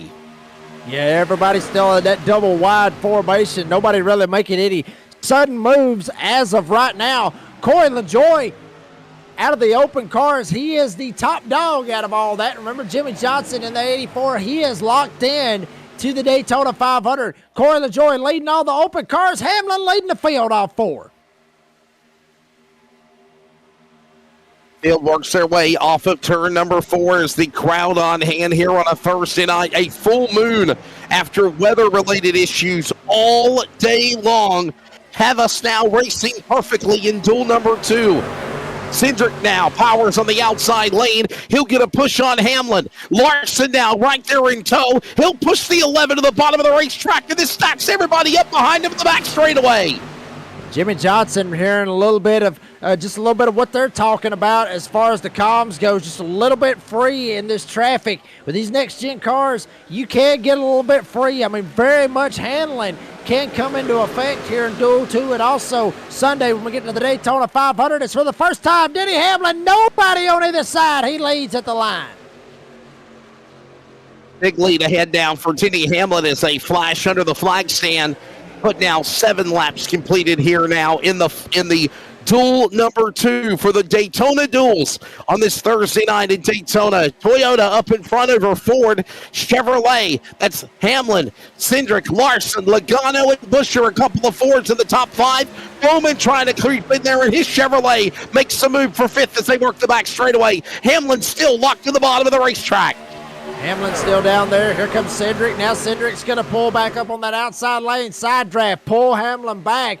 Larson, that's just going to help him out. That gives him an opportunity to get to the back bumper of the number 11 Toyota. Now Hamlin, he'll go back to the lead. Larson and Cindric off turn 4 for second. They work their way back to the start-finish line. By the way, we need to keep up with the drivers that are on the outside looking in. Got to race their way into the 500. We know Jimmy Johnson is locked in on time from qualifying yesterday. Right now, it is Corey LaJoie moving into the race. He's in 14th. It's Ford, and we know how good he does at restrictor plate tracks of the past. Right now, he's in the transfer spot. Johnson behind him. Other drivers on the outside looking in need to pick it up and find a way to power. Is going to be these guys in the back as right now Hamlin leads them in 3. Alfredo on the outside looking in right now. Yeah, I mean, a lot of movement going on back there. Alfredo's still trying to catch back up somehow, some way to get to LaJoie. But LaJoie just looks like, honestly, West Outland, he is the stronger car of the open cars. Well, other than Jimmy Johnson, the 7-time champ. So that's going to be interesting if anybody can maybe get that line. But we saw the same thing in Duel 1 where Justin Allgaier got kicked to the curb, got sent to the back. He just got in the right place, right time, and he sent it all the way up to the front and was able to lock himself in. Right now, duel number 2 has been clean and green. We had a caution in the opening start of this race right now as Denny Hamlin continues to lead the way. It's Kyle Larson in second, Austin Cindric third, Joey Logano fourth, Alex Bowman is fifth, Chris Buescher sixth, Todd Gilliland seventh, Noah Gragson eighth, Riley Herbst is ninth, and Shane Van Gisbergen. Jacob, your top 10. Brad Keselowski sitting in 11th currently. Core of the Joy, the top man of the open cars. He's sitting in the 12th spot. Ryan Blaney, obviously a past champion here in the NASCAR Cup Series. He is sitting 13th, with Cody Ware sitting in 14th. Daniel Suarez in a number 99 Chevy Bowtie sitting in 15th, with John Hunter Nemechek sitting in 16th. 7-time Jimmy Johnson sitting in 17th, with Christopher Bell in 18th. Cole Custer in 19th, and Anthony Alfredo is 20th. Eric Jones, BJ McLeod, the 22 drivers. And remember, as we mentioned, those drivers that are trying to race their way in, joining Jimmy Johnson on time and qualifying last night in the 84 for the Legacy Motor Club includes Corey LaJoie. He's now up to that 12th spot. Drivers on the outside looking in. 20th place, Anthony Alfredo, and 22nd place, BJ McLeod. They need to make something happen. They got to rush quickly and get to the front, Jacob, as still Denny Hamlin leads on lap number 11. Yeah, and really, in all seriousness, everything can change, honestly, in the blink of an eye. We saw that out of Duel 1. Just go back and look at that, and that'll tell you exactly what we're getting at on that, because Corey LaJoie currently sitting in 12th. He's in a good spot, but something can happen to the old one. Not trying to put the commentator's curse on him like I did Chandler Smith earlier, but anything can happen to Corey LaJoie, and it could be a two-car race between Alfredo and BJ McLeod. Still a long way to go, 48 laps left here in duel number 2. Yeah, 12 laps completed, 48 laps to go, 22 cars running, 22 cars on the lead lap. Denny Hamlin still in the lead. His average speed is 181.609 miles per hour, and he is right now the man that is on a clinic running away with things here at Daytona in the second race of the Daytona Duel. Denny Hamlin, Austin Cindric, Kyle Larson, all of these drivers still trying to run down the Toyota number 11. Remember, Sunday, 2:30 Eastern, Motorsports Mania coverage of the 67th running of the Great American Race, the Daytona 500. The leaders, Jacob, are in turn 3. And here we go. Hamlin still down on the inside lane. Cindric still up top. Nothing really changing throughout the field. Nobody really changing lanes, which is kind of interesting. Hamlin, Cindric leads off turn 4.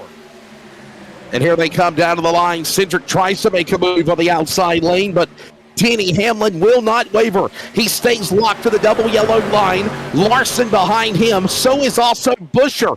They now make a power move on the bottom. The outside lane gets a push now with Cindric, followed by defending champion Logano, and Bowman on the outside lane. The next 6 cars in line, door to door off 2.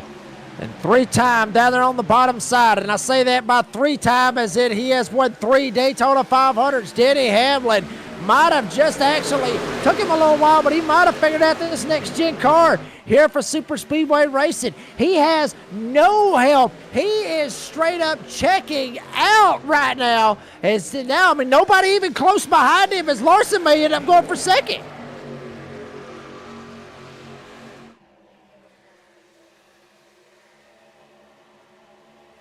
And I'm understanding we are watching this all happen with Denny Hamlin continuing to lead the way as they work their way down to the line. Lap number 14 of the race is still ongoing. Up in front, continuing to stay in the top spot. It is Hamlin. Hamlin in the lead. What a good run going for him. He is right now the strong Pied Piper around the racetrack as it stands right now. Behind him in second, of course, we watch Cindric, Larson, all these drivers now working in tow as they go into turn number 2. And then here we go, a little bit of action back here. One driver jumping out of line. Looks like that's John Hunter Nemechek back there in the number 42. Jumps to the outside lane, maybe see if somebody might line up, stack up with him. Not real sure. I'm trying to look. Maybe Jimmy Johnson back here in the 84. Looks like he's trying to line up and go with old John Hunter Nemechek. They're starting to make a little bit of noise trying to go up through the field. No, that is Eric Jones. I thought it was John Hunter Nemechek. Jimmy Johnson going up on the outside. Hamlin's going to get it bypassed. Jones to the lead down the back chute. It is Eric Jones with the help of Jimmy Johnson to power that Legacy Motor Club 84, already in the 500 on time, showing his talents in the Toyota Camry, a former multi-winner of the 500. Here comes Gilliland's car. That car has won before with, of course, Michael McDowell behind the wheel. Gilliland's car down to the outside lane, powering by Cindric. Now going after Hamlin on lap number 15 of 60. Johnson just shoved him all the way up through there. Had a little bit of help right behind him by Gilliland.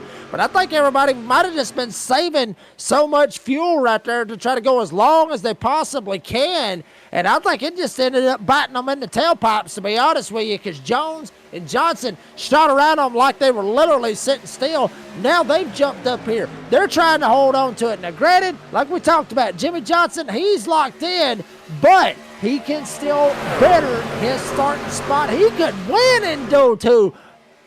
I mean, light it up out there in live chat. How many of you are Jimmy Johnson fans? And Eric Jones from Byron, Michigan now goes to the lead. He started in the 18th position. The Advent Health Toyota now leads at the line.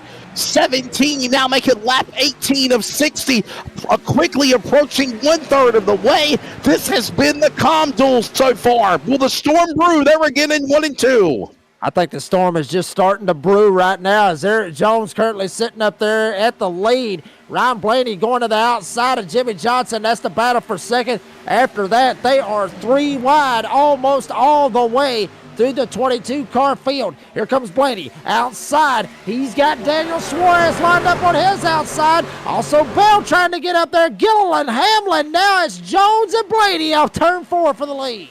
Now Blaney going to show his strengths up on the outside lane of the racetrack. Got Jimmy Johnson in tow. Correction, that's actually Suarez.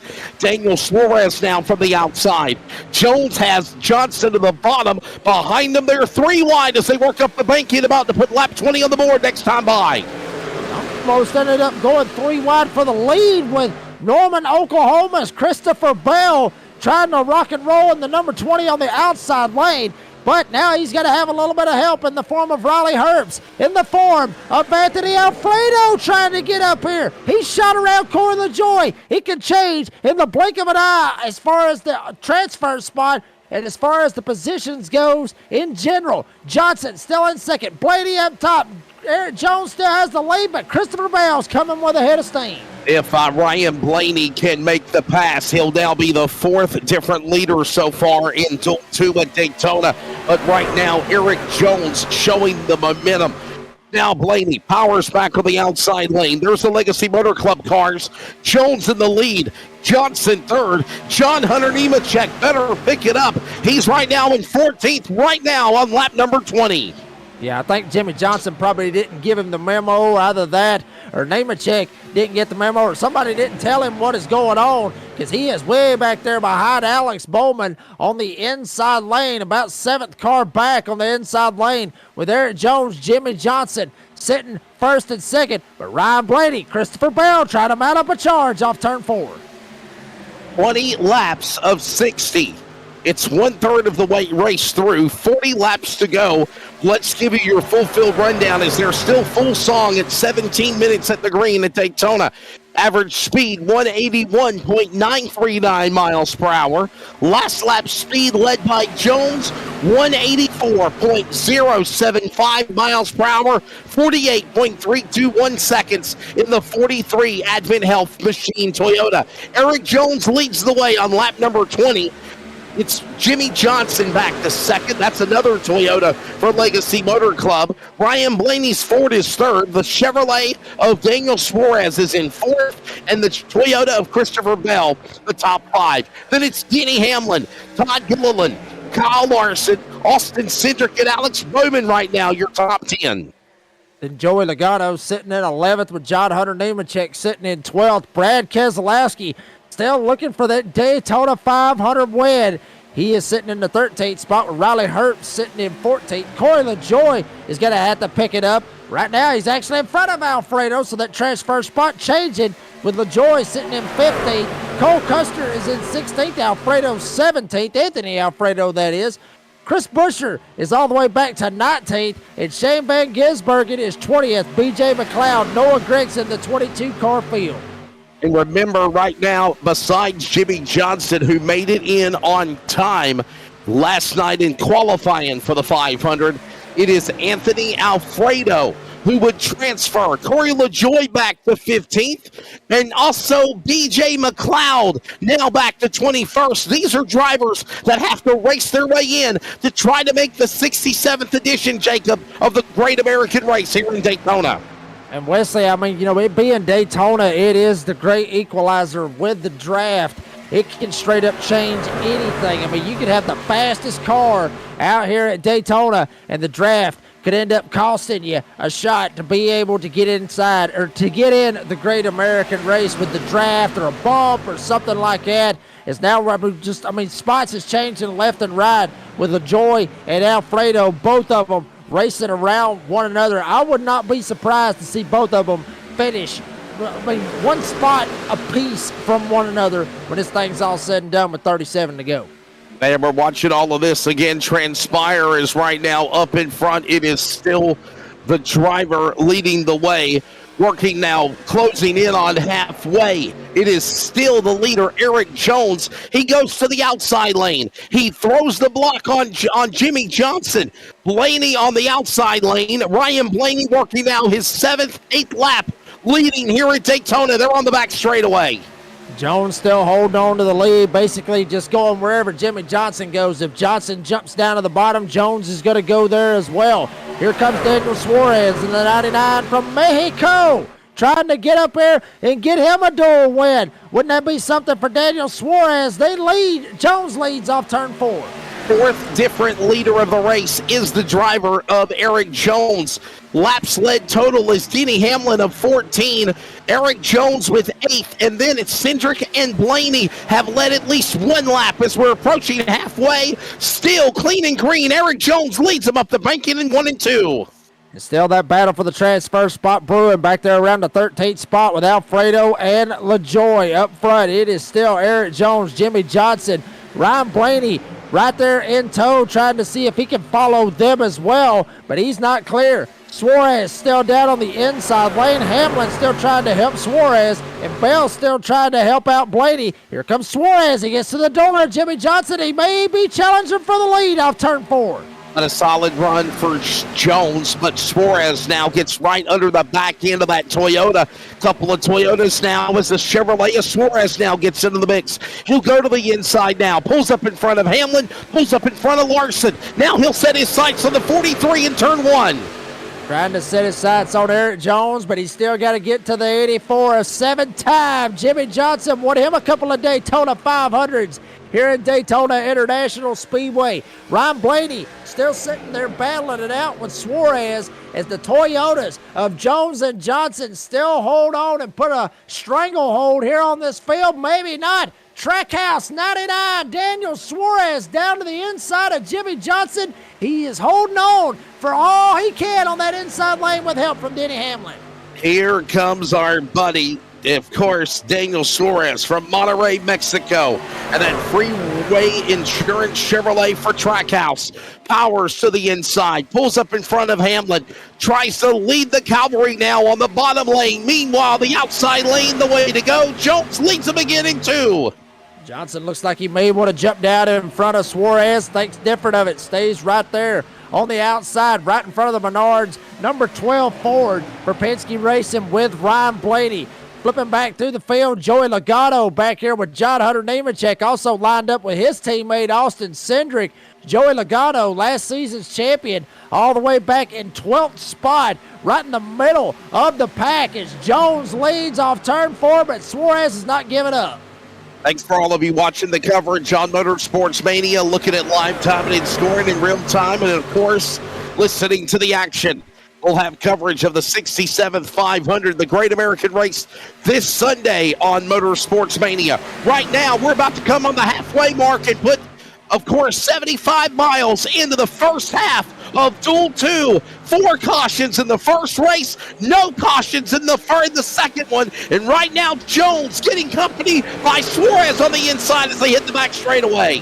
Suarez has not given up, and even if he wanted to, Hamlin's not going to let him give up. To the inside of Jimmy Johnson, Daniel Suarez down on the inside lane. Jones staying right up there with his Legacy Motor Club teammate and Jimmy Johnson. Jones leads off 4, but Suarez is coming. And creeping closer and closer to the halfway mark as well. Suarez now gets in line. Hamlin will follow. Larson right there. They all stay single file. They're in a stalemate. Nobody can go after Jones just yet, as we now see Jones continue to battle. Suarez on the inside. Does he got the push by Hamlin? He'll make his move on the super stretch. Door to door for the lead. Eric Jones, Daniel Suarez. Hamlin finally was able to get Suarez to the door of Eric Jones, and Suarez with a big run down on the inside lane. Here comes Daniel Suarez from Monterrey, Mexico. 2 career wins in his career. He won at Atlanta last season. He's trying to get him another Daytona win in Duel 2. And by the way, his first ever career win for Daniel Suarez came at Sonoma Raceway at, of course, California. First time a couple of years ago. Right now, it is Jones in the lead. Suarez down to the inside. They're side by side. Johnson watches on. So does Larson. And right now, it's a stalemate as they work their way halfway home. This time by 30 down and 30 to go. Another high-speed pace lap at 190 miles an hour. Daniel Suarez leads the inside lane. Eric Jones leads the outside lane behind him. You got Denny Hamlin on the inside. You get Jimmy Johnson up top. Kyle Larson, Young Money, right behind Denny Hamlin. Ron Blaney up top as well. Alex Bowman, Ron Blaney, the top 8 as they work their way off 4. What a solid run now for Suarez. He stays to the inside. Get a push from Hamlin. Get a push from Larson and Bowman and others. He's still got Jones to his outside flank. He still holds on to the lead. Suarez, it's one thing to run somebody down. It's one thing to battle aside him. It's another thing, Jacob, to get around him. And that's where Suarez is now in a stalemate as he powers along Jones in 2. Yeah, and Hamlin might actually be playing with Suarez a little bit because you got 2 Toyotas up on the top side, and Denny Hamlin and a Joe Gibbs Racing Toyota right behind Daniel Suarez. He may be trying to play mind games with him just to say, hey, I may end up helping you right now, but at the end of it, I'm going with my Toyota teammates. Suarez on the inside. Jones trying to come down, side drafting. Suarez by nose off turn 4. Eric Jones, of course, in that number 43 machine right now, driving for Legacy Motor Club. And Johnson's part of Legacy Motor Club. Suarez for Trackhouse. Hamlin for Gibbs. And, of course, Blaney for Penske. That's the way it stands right now as we're in the second half of Duel 2 at Daytona. Right now, the average speed is 183.654 miles per hour. The elapsed lap time from first to last is 26.21 seconds of the field. 32 laps completed, 20 to go. There has been no caution flags on the racetrack. There has been 5 leaders. Of course, now Eric Jones leads 15 laps. Denny Hamlin 14 laps, and a lap led by, of course, Hendrick, Blaney, and now Daniel Suarez. But now Jones battles back. That's the way it stands, with everybody still on the racetrack. And unbelievable, Jacob. No caution flag so far in this race as we're in the second half of Duel 2 here at Daytona.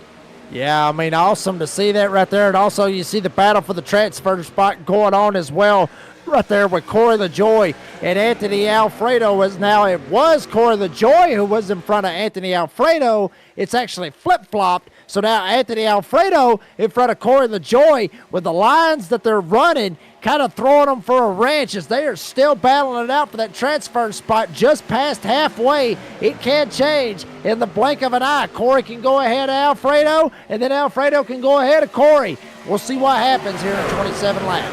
As I mentioned, the average speed, 183.099 miles per hour. Last lap speed led by Daniel Suarez, 189.493.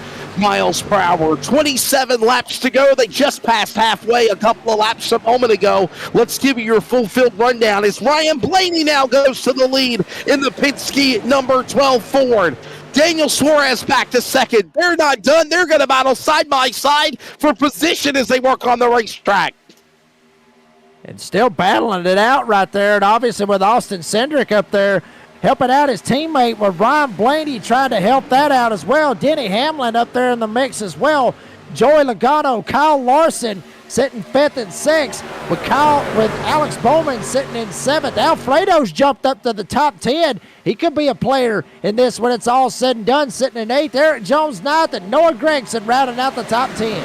And remember, Anthony Alfredo trying to race in with us, obviously, Jimmy Johnson.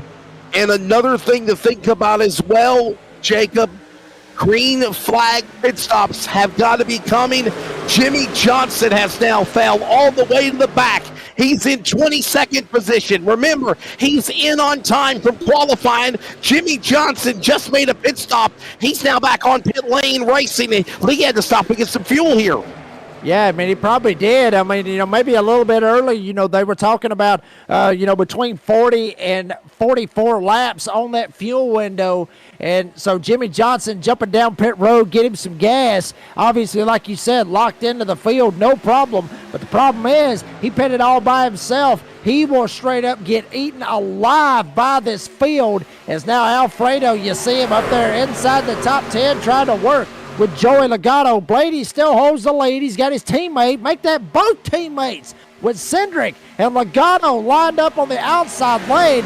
Is Jimmy Johnson all by himself at 177 miles an hour. The rest of the field going 190 off turn 4. And that's the mulligan, if you will, for a guy like seven-time NASCAR Cup Series champion and now the outright owner of the Legacy Motor Club for Jimmy Johnson and that 84 Carvana Toyota. He literally doesn't have to worry about all this happening in the pack. He knows he's in the 500. There's that mulligan. And obviously, I think he believes green flag pit stops will be forthcoming. He'll get his lap back, as right now Blaney is back in front for how long? Suarez on the inside. Cindric and Hamlin watch along on the back straightaway.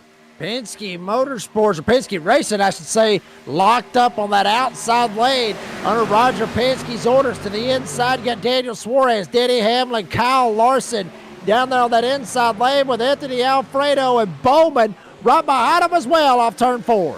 And they work their way, of course, closing in on 22 to go. I got a feeling it's about to be a flurry of activity here in just a moment. And another thing you got to think about, Jacob, is the manufacturers. They need to get in line with one another. Chevrolets need to get in line. Of course, open teams in Duel 2. Jimmy Johnson in on time. Anthony Alfredo right now in 6th. Corey LaJoie 11th. McLeod in 21st. Remember, Johnson's in 22nd. He's about to go a lap down. But again, he's in the 500. He's not really in a panic mode as Suarez battles around him. Blaney to go back to the lead in 3. Yeah, but I'll be honest with you, maybe a little bit of panic right there for Jimmy Johnson, looking up in his rear and seeing 21 NASCAR Cup Series stars and their cars rocking and rolling at 190 miles an hour, fixing to run him down, son. Suarez will take the lead. Hamlin's going to go to second. Side-by-side battle with Larson and Blaney off into turn number 1 for third. And right now you see, of course, these leaders about to overtake Jimmy Johnson. He's on the bottom of the racetrack. Everyone else now moves up a lane. Middle lane for the leader, Suarez. Outside lane up to the top for the outside row on the earlier row. Now Johnson powers to the inside. He now gets bypassed like he's literally standing still as everybody flies by. Johnson lets them have it. It is Suarez now the new leader by a car length off 4. And actually, Jimmy Johnson looked like he kind of slid back here to his teammate, John Hunter Nemechek, who is in the 500. But good possibility, somehow, some way, Jimmy Johnson might try to help him out a little bit and try to get John Hunter Nemechek back up here to the front and help him make some ground up, I guess you could say, is that's exactly where he's at. Slid right in behind him. Suarez, Hamlin, Larson, Blaney, Alfredo, the top 5 as the Penske guys still on the outside. Closing in on lap number 40, and so far the racing has been exciting without a yellow flag. No caution so far in duel number 2.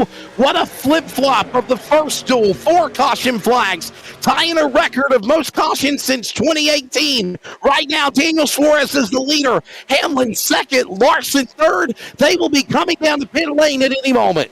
Yeah, any moment at all. Wesley, you mentioned it just a second ago with, these guys trying to line up with manufacturers. Granted, they're all on race teams like Hendrick Motorsports, Trackhouse Racing, Joe Gibbs Racing, Legacy Motor Club for that matter. All of them. They are on those teams, but at the same time, manufacturers try to team up one way or another. You may see the likes of Ryan Blaney team up with a Noah Gragson to go down pit road, or maybe even Daniel Suarez team up with Kyle Larson to go down pit road in Chevys.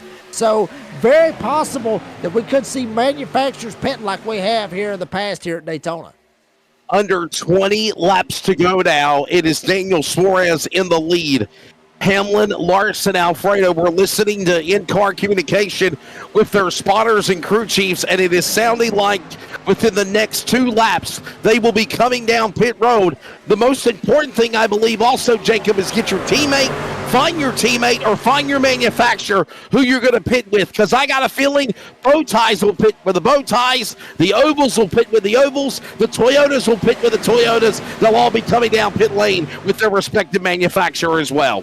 And one thing also about that, Wesley Outland, we talked about it a while ago as well. 55 miles an hour. These guys have been going 190 miles an hour, 180 miles an hour. You got to slow it all the way down to double nickel and not screw up going into the pits. You can't lock the brakes up and can't slide through your pit box. A lot of factors right here, especially for guys like Anthony Alfredo, who's trying to get into the Daytona 500, sitting in 4th right now. He has got to be a nervous wreck. He cannot screw up this pit stop when it happens. Yeah, do not want to make no mistake, and you don't want to get busted by the speeding police, if you will, when you come down to the pit lane. Daniel Suarez right now continues to lead the cavalry behind Denny Hamlin. Kyle Larson, Alfredo is in on the 500 by where he is right now in 4th. What a job for Anthony Alfredo, driver, of course, in duel number 2, started 20th in the Fortify Building Solutions Chevrolet. Right now, the driver Anthony Alfredo is looking from Ridgefield, Connecticut to make the 500. He's in the top 5 right now. Yeah, and honestly, I mean, that's exactly where he wants to stay. I mean, it didn't matter. I mean, it honestly wouldn't matter if he ended up finishing about 20th, as long as he ended up finishing ahead of Corey LaJoy and B.J. McLeod. He would not care not one bit. That's exactly his agenda here tonight. But the closer to the front, the better off that he can be. As front forward trying to get single file. Got a couple guys starting to move around, go from the top, jump down to the bottom. We see some hand waves, Wesley. There it Here comes. we go. Getting ready for some pit Here stops. it comes. They are showing their signals that they're getting ready to get in line to come to pit lane. We saw hands waving out the window from the back straightaway, and that normally is the sign to let them know to come from the top to the bottom of the racetrack to know you're coming to pit lane, and the inside cavalry does just that. Here comes the inside lane. It's Suarez on pit road. Hamlin, Larson, followed by the 62 on the pit lane of Alfredo. All these cars on the inside lane pit. Ryan Blaney did not. He's the new leader. Oh, but Hamlin shoots his pit box. He's going to have to back it up. Was sitting in the 2nd spot. Boy, that's going to be a heartbreaker for old Denny Hamlin. Old DH has to stop. Drives, slid right through his pit box. He was up there, 2nd guy going into the pits right behind Suarez. He's going to come out all the way in the back. Pit stops ongoing for a lot of drivers hitting here a moment ago. Were the inside lane, now the outside lane cars. Plenty of lane. Here comes Blaney. Dendrick coming down pit road. Logano on pit road. They're coming in now for pit stops. Noah Gragson also coming down. Austin Cindric, also Todd Gilliland. A bunch of Fords jumping down pit road right here. Keselowski, Busher, Custer, Ware.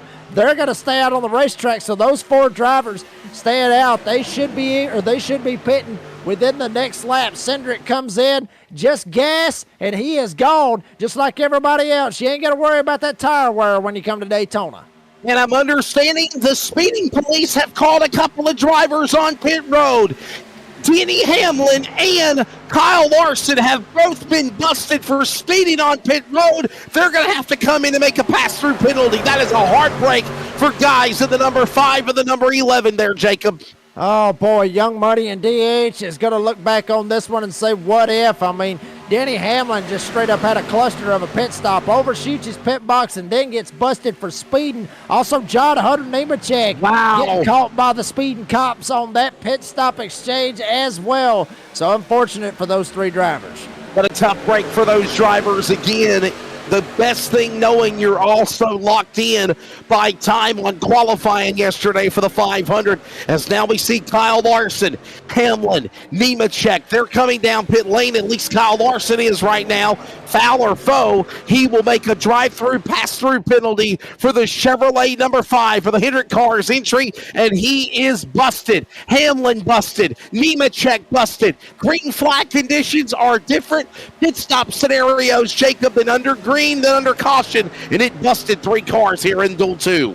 Yeah, busted them big time, and there everybody lined back up in a single file train, shooting right around Cole Custer, who just came off a pit road. 41's trying to find a line, find a hole, slide in, find anywhere that he can. Cindric leading everybody, at least in 3rd. You got the RFK guys. Now there goes John Hunter Nemechek to serve his speeding penalty as the RFK guys, Busher, Keselowski up at the front, but the pack's fixing to swallow them up. And we're also closing in on the finish of this race, and now we have a caution on the racetrack. Yellow flag will fly. It is for the first time on lap number 49. The yellow flag out over the speedway as we see Hamlin and Busher battling. Logano, and there's contact. Suarez gets into Bowman. Bowman now gets into the other machine of Busher. That causes Bowman to spin, smack the inside safer barrier, and the caution will come out of the back straightaway. Wow, they got 3 wide, got duking it out back there. Daniel Suarez, who was up front. Brad Keselowski, who had a fantastic strategy to rock and roll with Chris Busher, is going to end up costing him. He's in it. Suarez, Bowman, and Keselowski, all 3 of them, very much hurt here in Duel 2. And Daniel Suarez obviously badly damaged. Also, what heartbreak for the Monterrey, Mexico driver who was so strong earlier in the race. And now, caution coming out on lap number 49. 11 laps to go in Duel 2 here at Daytona, Jacob. Oh, boy, that's going to hurt them boys right there. There you see Alex Bowman parked right there at the bottom of the racetrack. Keselowski straight up knocking the whole right front out of it. Sparks, shower of sparks everywhere. So we're seeing an instant replay. See kind of what exactly happened. Keselowski got kicked to the curb. Cindric was looking down to the inside. Everybody looked like they was going to try to jump down to the bottom. It was just a big stack up right there. Suarez jumps on the brakes. Bowman ends up running him over. Brad Keselowski had absolutely nothing to do with any of it. But when Bowman got into Suarez, sent him down into Keselowski, sends him straight in there, knocks the whole right front off of it. And Bowman tried to lock the brakes up, but it was not in time. He ends up hitting the inside retaining wall for the first caution here in Duel 2. Busher and Cindric about got together as we see what happened here between Suarez, Bowman, and Keselowski. Hard hit on the front nose of that Chevrolet Ally entry of Alex Bowman into the safer barrier on the inside of the apron of the racetrack. Remember, they completely asphalted that after that crazy crash a couple of years ago in the Labor Day event at Daytona when Ryan Preece actually barrel rolled, flipping violently about 30 times or more down the back straightaway. Under caution for the first time.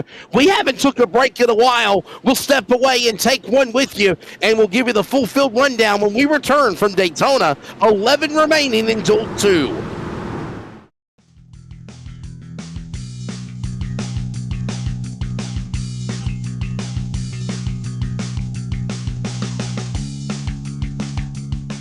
The Mania Club Champions of Hope Foundation thrives on the strength of its global community of over 80,000 passionate fans united by a shared love of professional wrestling and a commitment to making a difference. While the foundation was founded to advocate for pediatric cancer awareness and mental health support, it has grown to champion and support multiple initiatives aimed at creating meaningful change in communities worldwide. Through dynamic fundraising events, awareness campaigns, and initiatives that foster connection, the foundation supports causes that uplift individuals and families in need. From empowering children and families facing significant challenges to creating opportunities for hope, healing, and progress. The Mania Club Champions of Hope Foundation is dedicated to being a force for good. This connected and compassionate community continues to inspire action and drive impact, ensuring that hope and support remain at the forefront of all its efforts. Donate today and join the cause at mcchamps.org.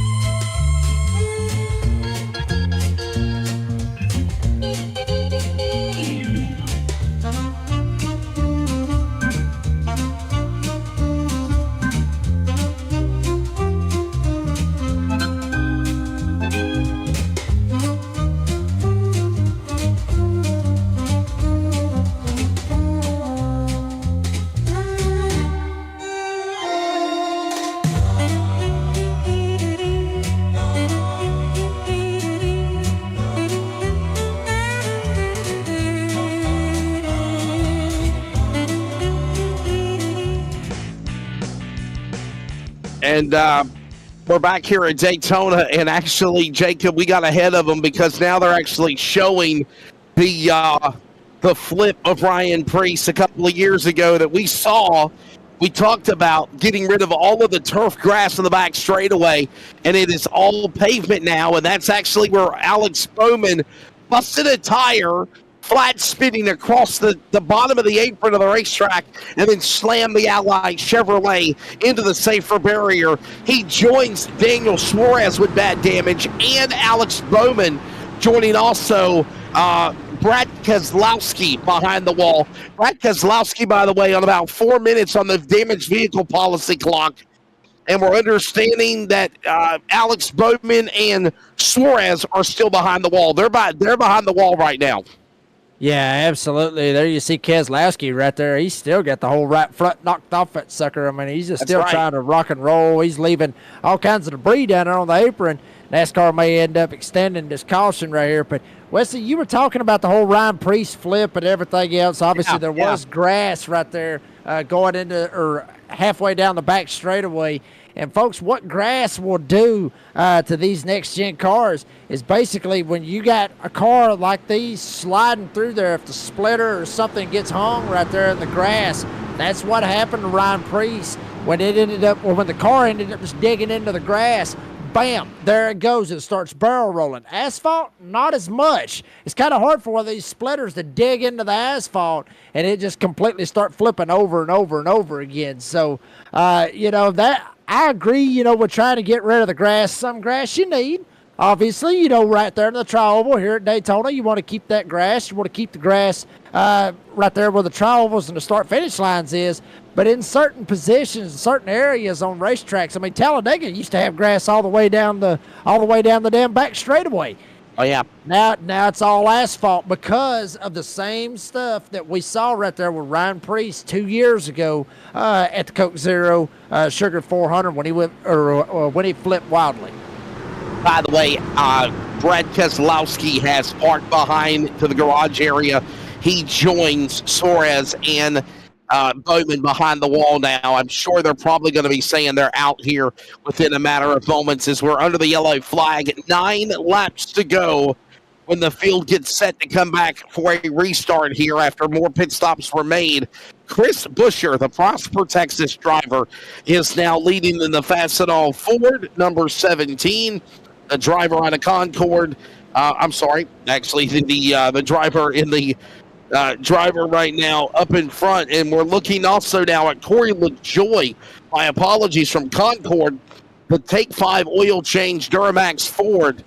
His Rick Ware Racing entry is right now in the 500, Jacob.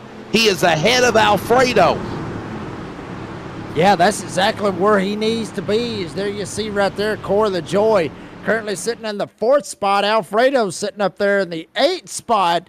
And, Corey LaJoy, I will say this, Wesley Outland, Corey LaJoy kind of made some news in the offseason. He was offered to race in the NASCAR Craftsman Truck Series, but declined that option because he wanted to go ahead and stay in the NASCAR Cup Series. As now you're seeing the choose cone rule. Yeah, choose rule going on. Drivers getting the one to go at the line. And Buescher will stay to the inside. Cindric, where's he going to go? Everyone getting in line, choosing inside or outside of that orange cone. And Buescher will now go to the outside lane, actually. Cindric to the bottom. And I'm understanding now that Brett Keselowski and Daniel Suarez are out of the race. And I got a feeling any moment Alex Bowman will also be a retiree from the event as well. Yeah, it's unfortunate. One caution came out on lap number 49. 52 laps completed, 8 to go.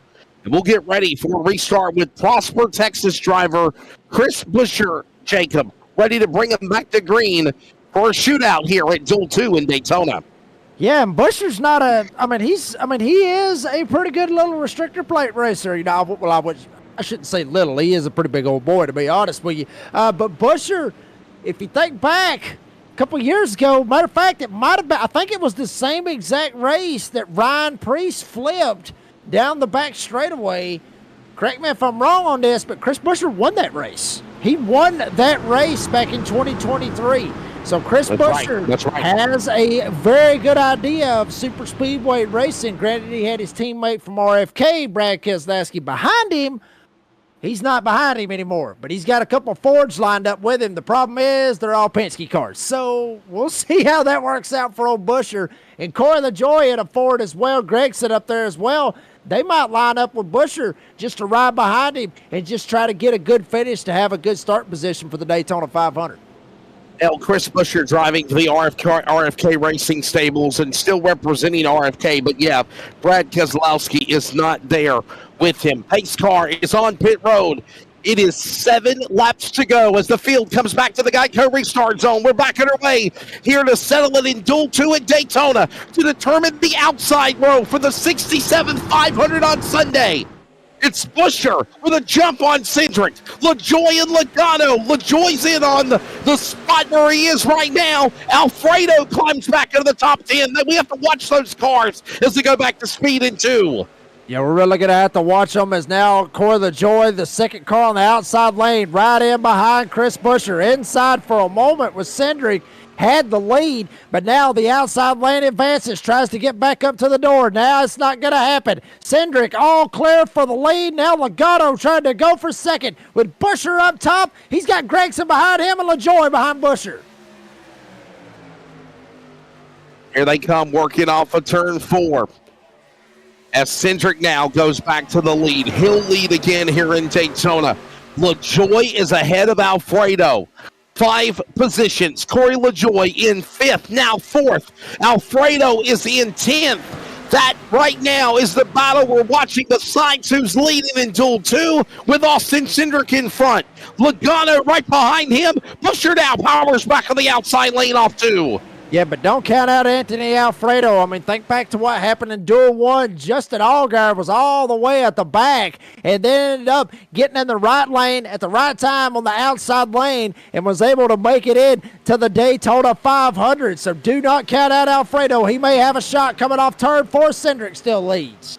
Coming to the line, 5 laps to go as they work their way back to the corner. It is Cindric in the lead. Remember, let me emphasize, Corey LaJoie doesn't have to win the duel. He just needs to be ahead of Alfredo. Right now, he's doing it. He's up to fourth, battling for third with Logano. Alfredo battles with Gilliland for ninth, and Cindric still leads as they work the back straightaway.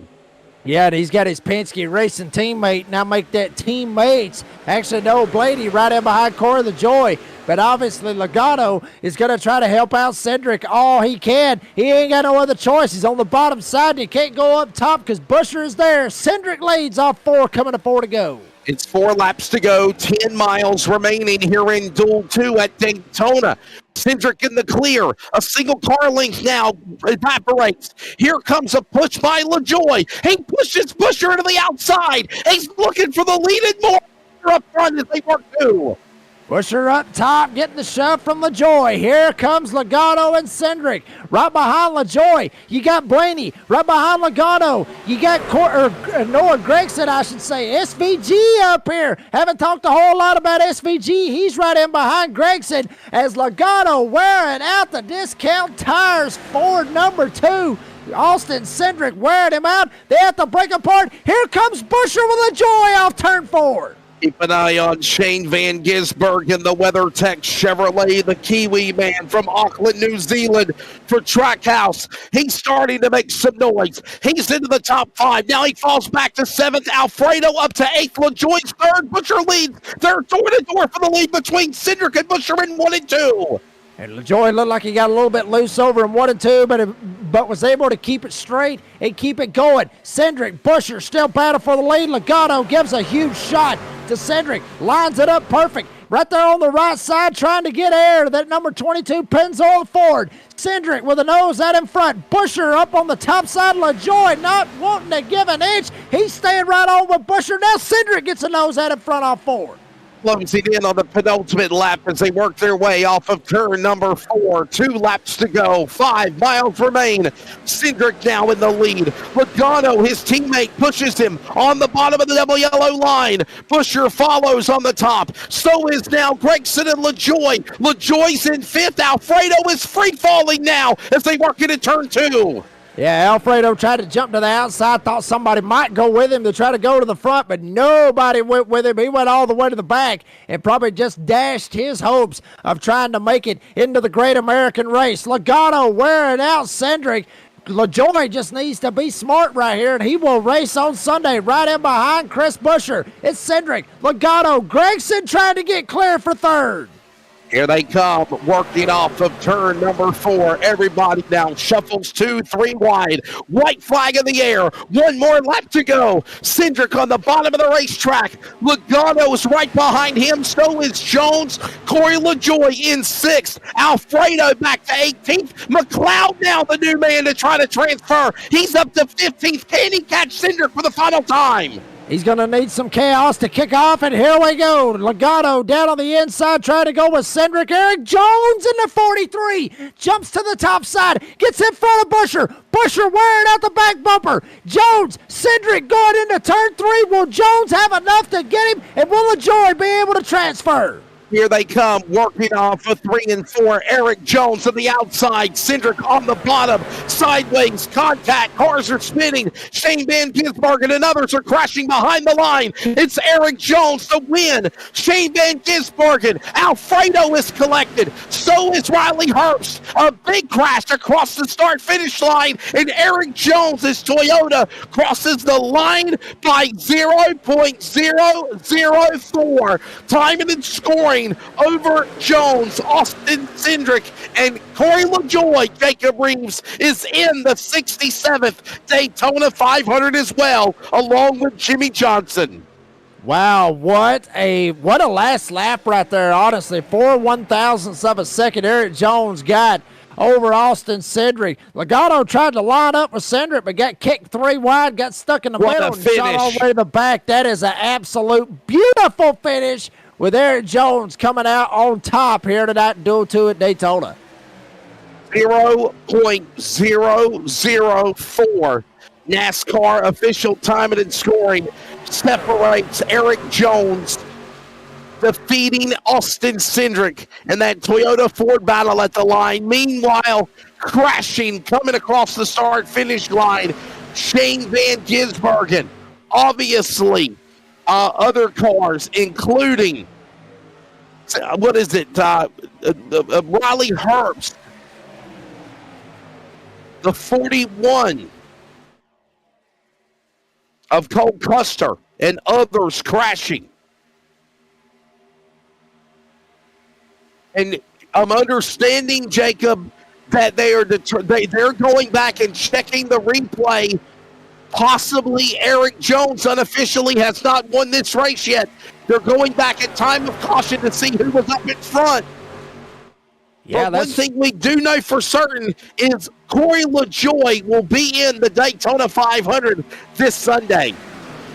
Yeah, big deal right there for Corey LaJoie right there to be able to get in. There you see other drivers hopping out of their race cars. Everybody looks to be okay after some hard hits right there at the start-finish line. Anthony Alfredo is straight up disgusted.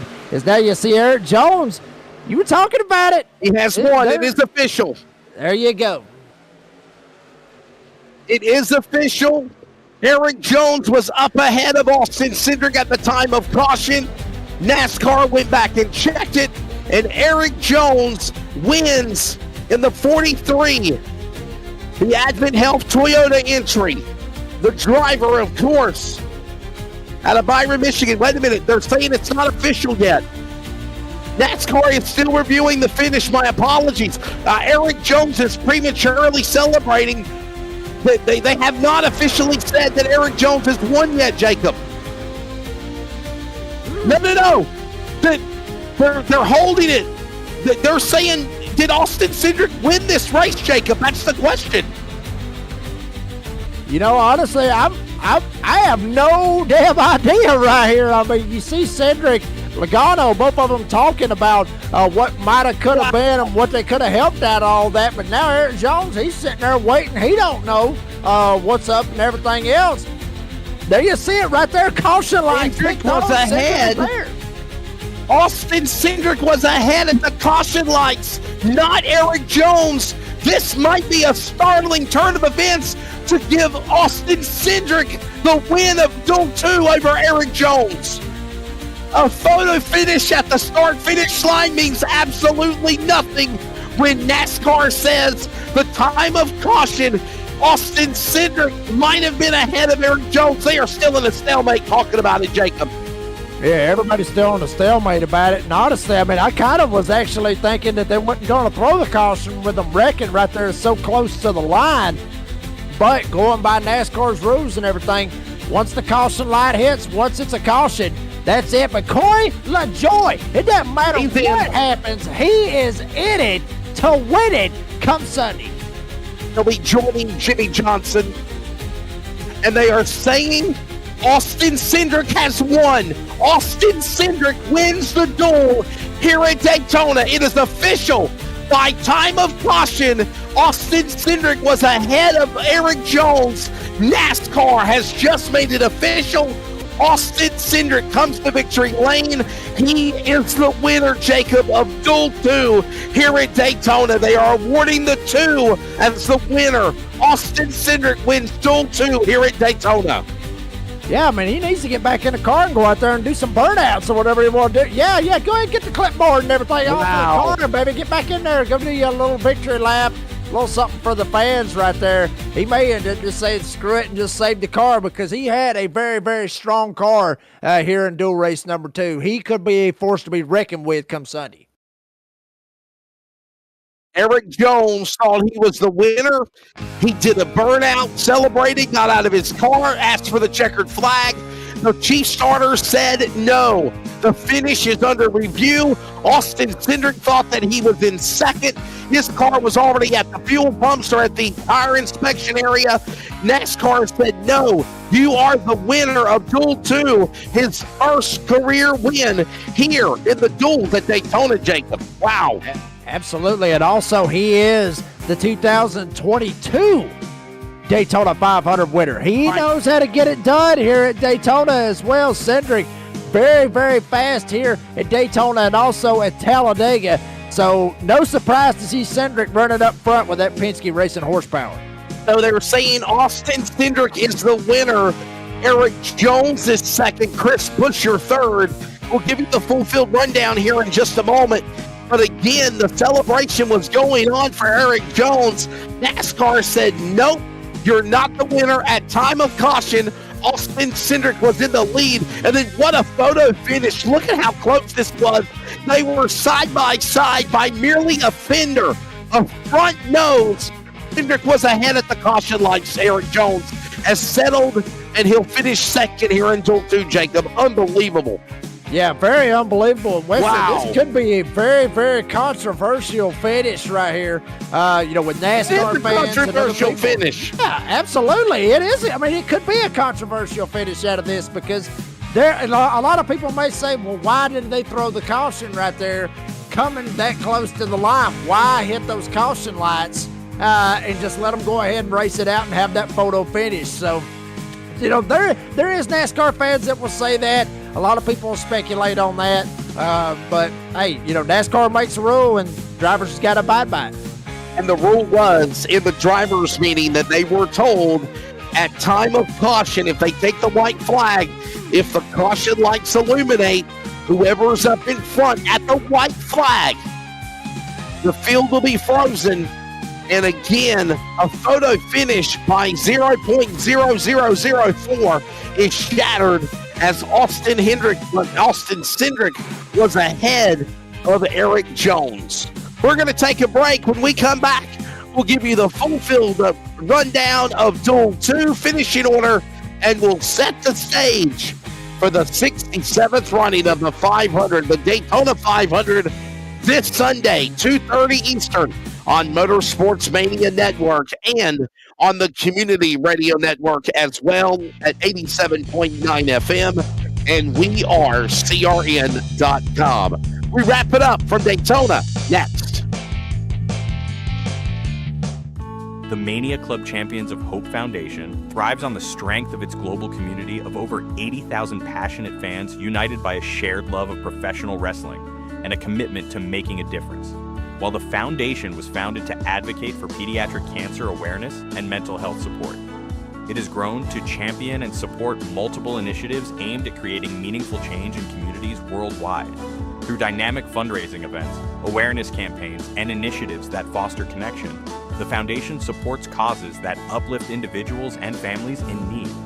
From empowering children and families facing significant challenges to creating opportunities for hope, healing, and progress. The Mania Club Champions of Hope Foundation is dedicated to being a force for good. This connected and compassionate community continues to inspire action and drive impact, ensuring that hope and support remain at the forefront of all its efforts. Donate today and join the cause at mcchamps.org.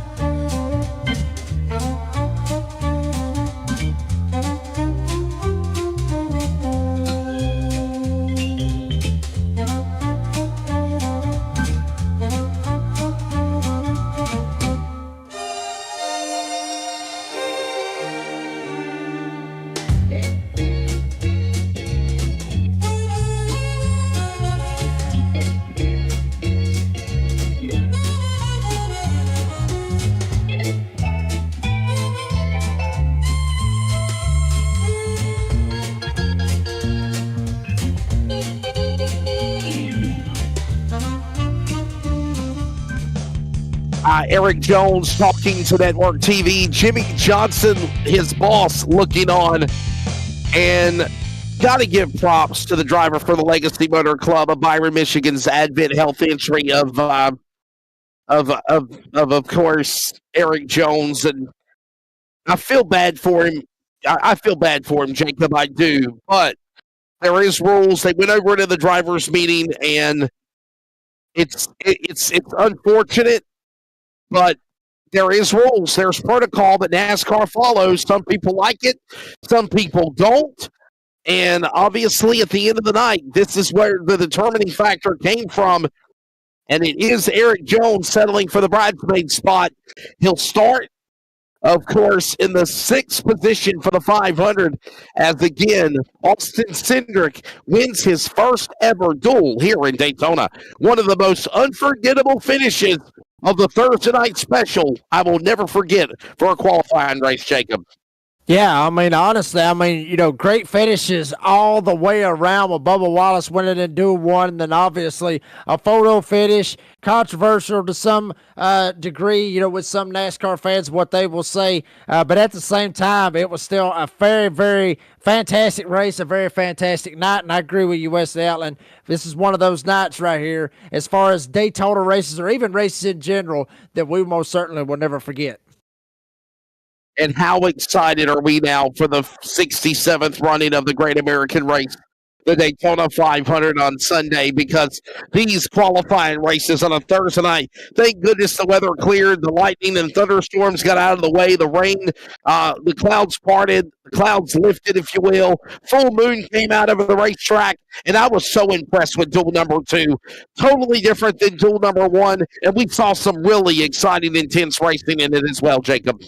Yeah, I mean, we saw intense racing all the way around. I mean, that's exactly what we had. Is there you see the picture right there. That's how close it was right there for Eric Jones. And what happened was after that caution light kicked on, if it would have been green, Eric Jones did have the run on the outside, and he would have shot around him. But, I mean, there was so much intensity. There was so much energy out there on the racetrack with all these guys ready to get back to Daytona and do what they love to do, which is go fast. And they went fast, 195 miles an hour. That's why we love the sport of NASCAR. That's why we love the sport of auto racing, Wesley. And, we were chatting during the radio timeout, and as you're looking again, you saw the line of the finish with the time of caution. It's when the caution lights cut on, as we show it to you again.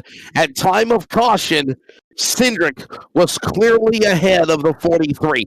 Whether you agree or disagree of, hey, let him race back to the flag, let him race to the finish line. By the way, that was a hell of a finish that also 0.0004 by NASCAR timing and scoring, and we have NASCAR's timing in real time for us. And now it's updated. Austin Cindric has now beat Eric Jones by 0.001. That is the unofficial, now official, finishing order now. As you see it updating, Austin Cindric has now beat Eric Jones in the duel, and it was that close at time of caution as well, Jacob. Unbelievable. Yeah, I mean, it's so close that, NASCAR's time of scoring is trying to get it lined up to the T, and literally, I mean, this went from 000 to 001. I mean, it just keeps going back to it, but, the fact remains, you talked about it just a second ago, Wesley. I mean, whether you agree or you disagree, whether you think that they should have threw the caution or they shouldn't have thrown the caution, I mean, NASCAR's got the rules. They're the ones throw the caution, Jacob, because you got so many good cars getting tore up, and it's obviously the interest of safety. I know that the race was going on in front of them for the finish when the big wreck happened behind them, but the rule was if you take the white flag, if the caution comes out before we get to the line, whoever's up in front is going to be awarded the win. And again, I think NASCAR got it right. They got it right. I feel bad for Eric Jones, Jacob, but honestly, Austin Cindric, he didn't make the rules, right? He didn't make the rules. He just got to follow them, Jacob. He's got to follow them. Yeah, I mean, that's right. I mean, Austin Cindric can take it any way that he can. And, I'll tell you what, I'll play devil's advocate to it, for some of the other drivers, I mean, or for some of the other fans, because some of them may be sitting there going, well, it was right there at the entrance of pit road. Granted, they wrecked. It ain't going to take that much longer just to go ahead and let them finish it out. So there may be some of those NASCAR fans that will say that. But nonetheless, NASCAR makes the ruling. They're the ones that puts the show on. It's like Truex Jr. said earlier this week. It's their playground. He just plays in it. Well, that's exactly what all the drivers has got right there. It's NASCAR's playground. They just play in it, and they got to play by the rules. And by the way, we have been informed that NASCAR has not officially got the lineup posted yet for the. Yeah, they have not got the official lineup posted yet, pending all of the crazy shenanigans that just happened here, Jacob Reeves. So we don't have an official lineup for the Daytona 500 yet. But what we do have is the results from NASCAR timing of the Duel 2 here at Daytona. Congratulations to Austin Cindric. He will pick up the win.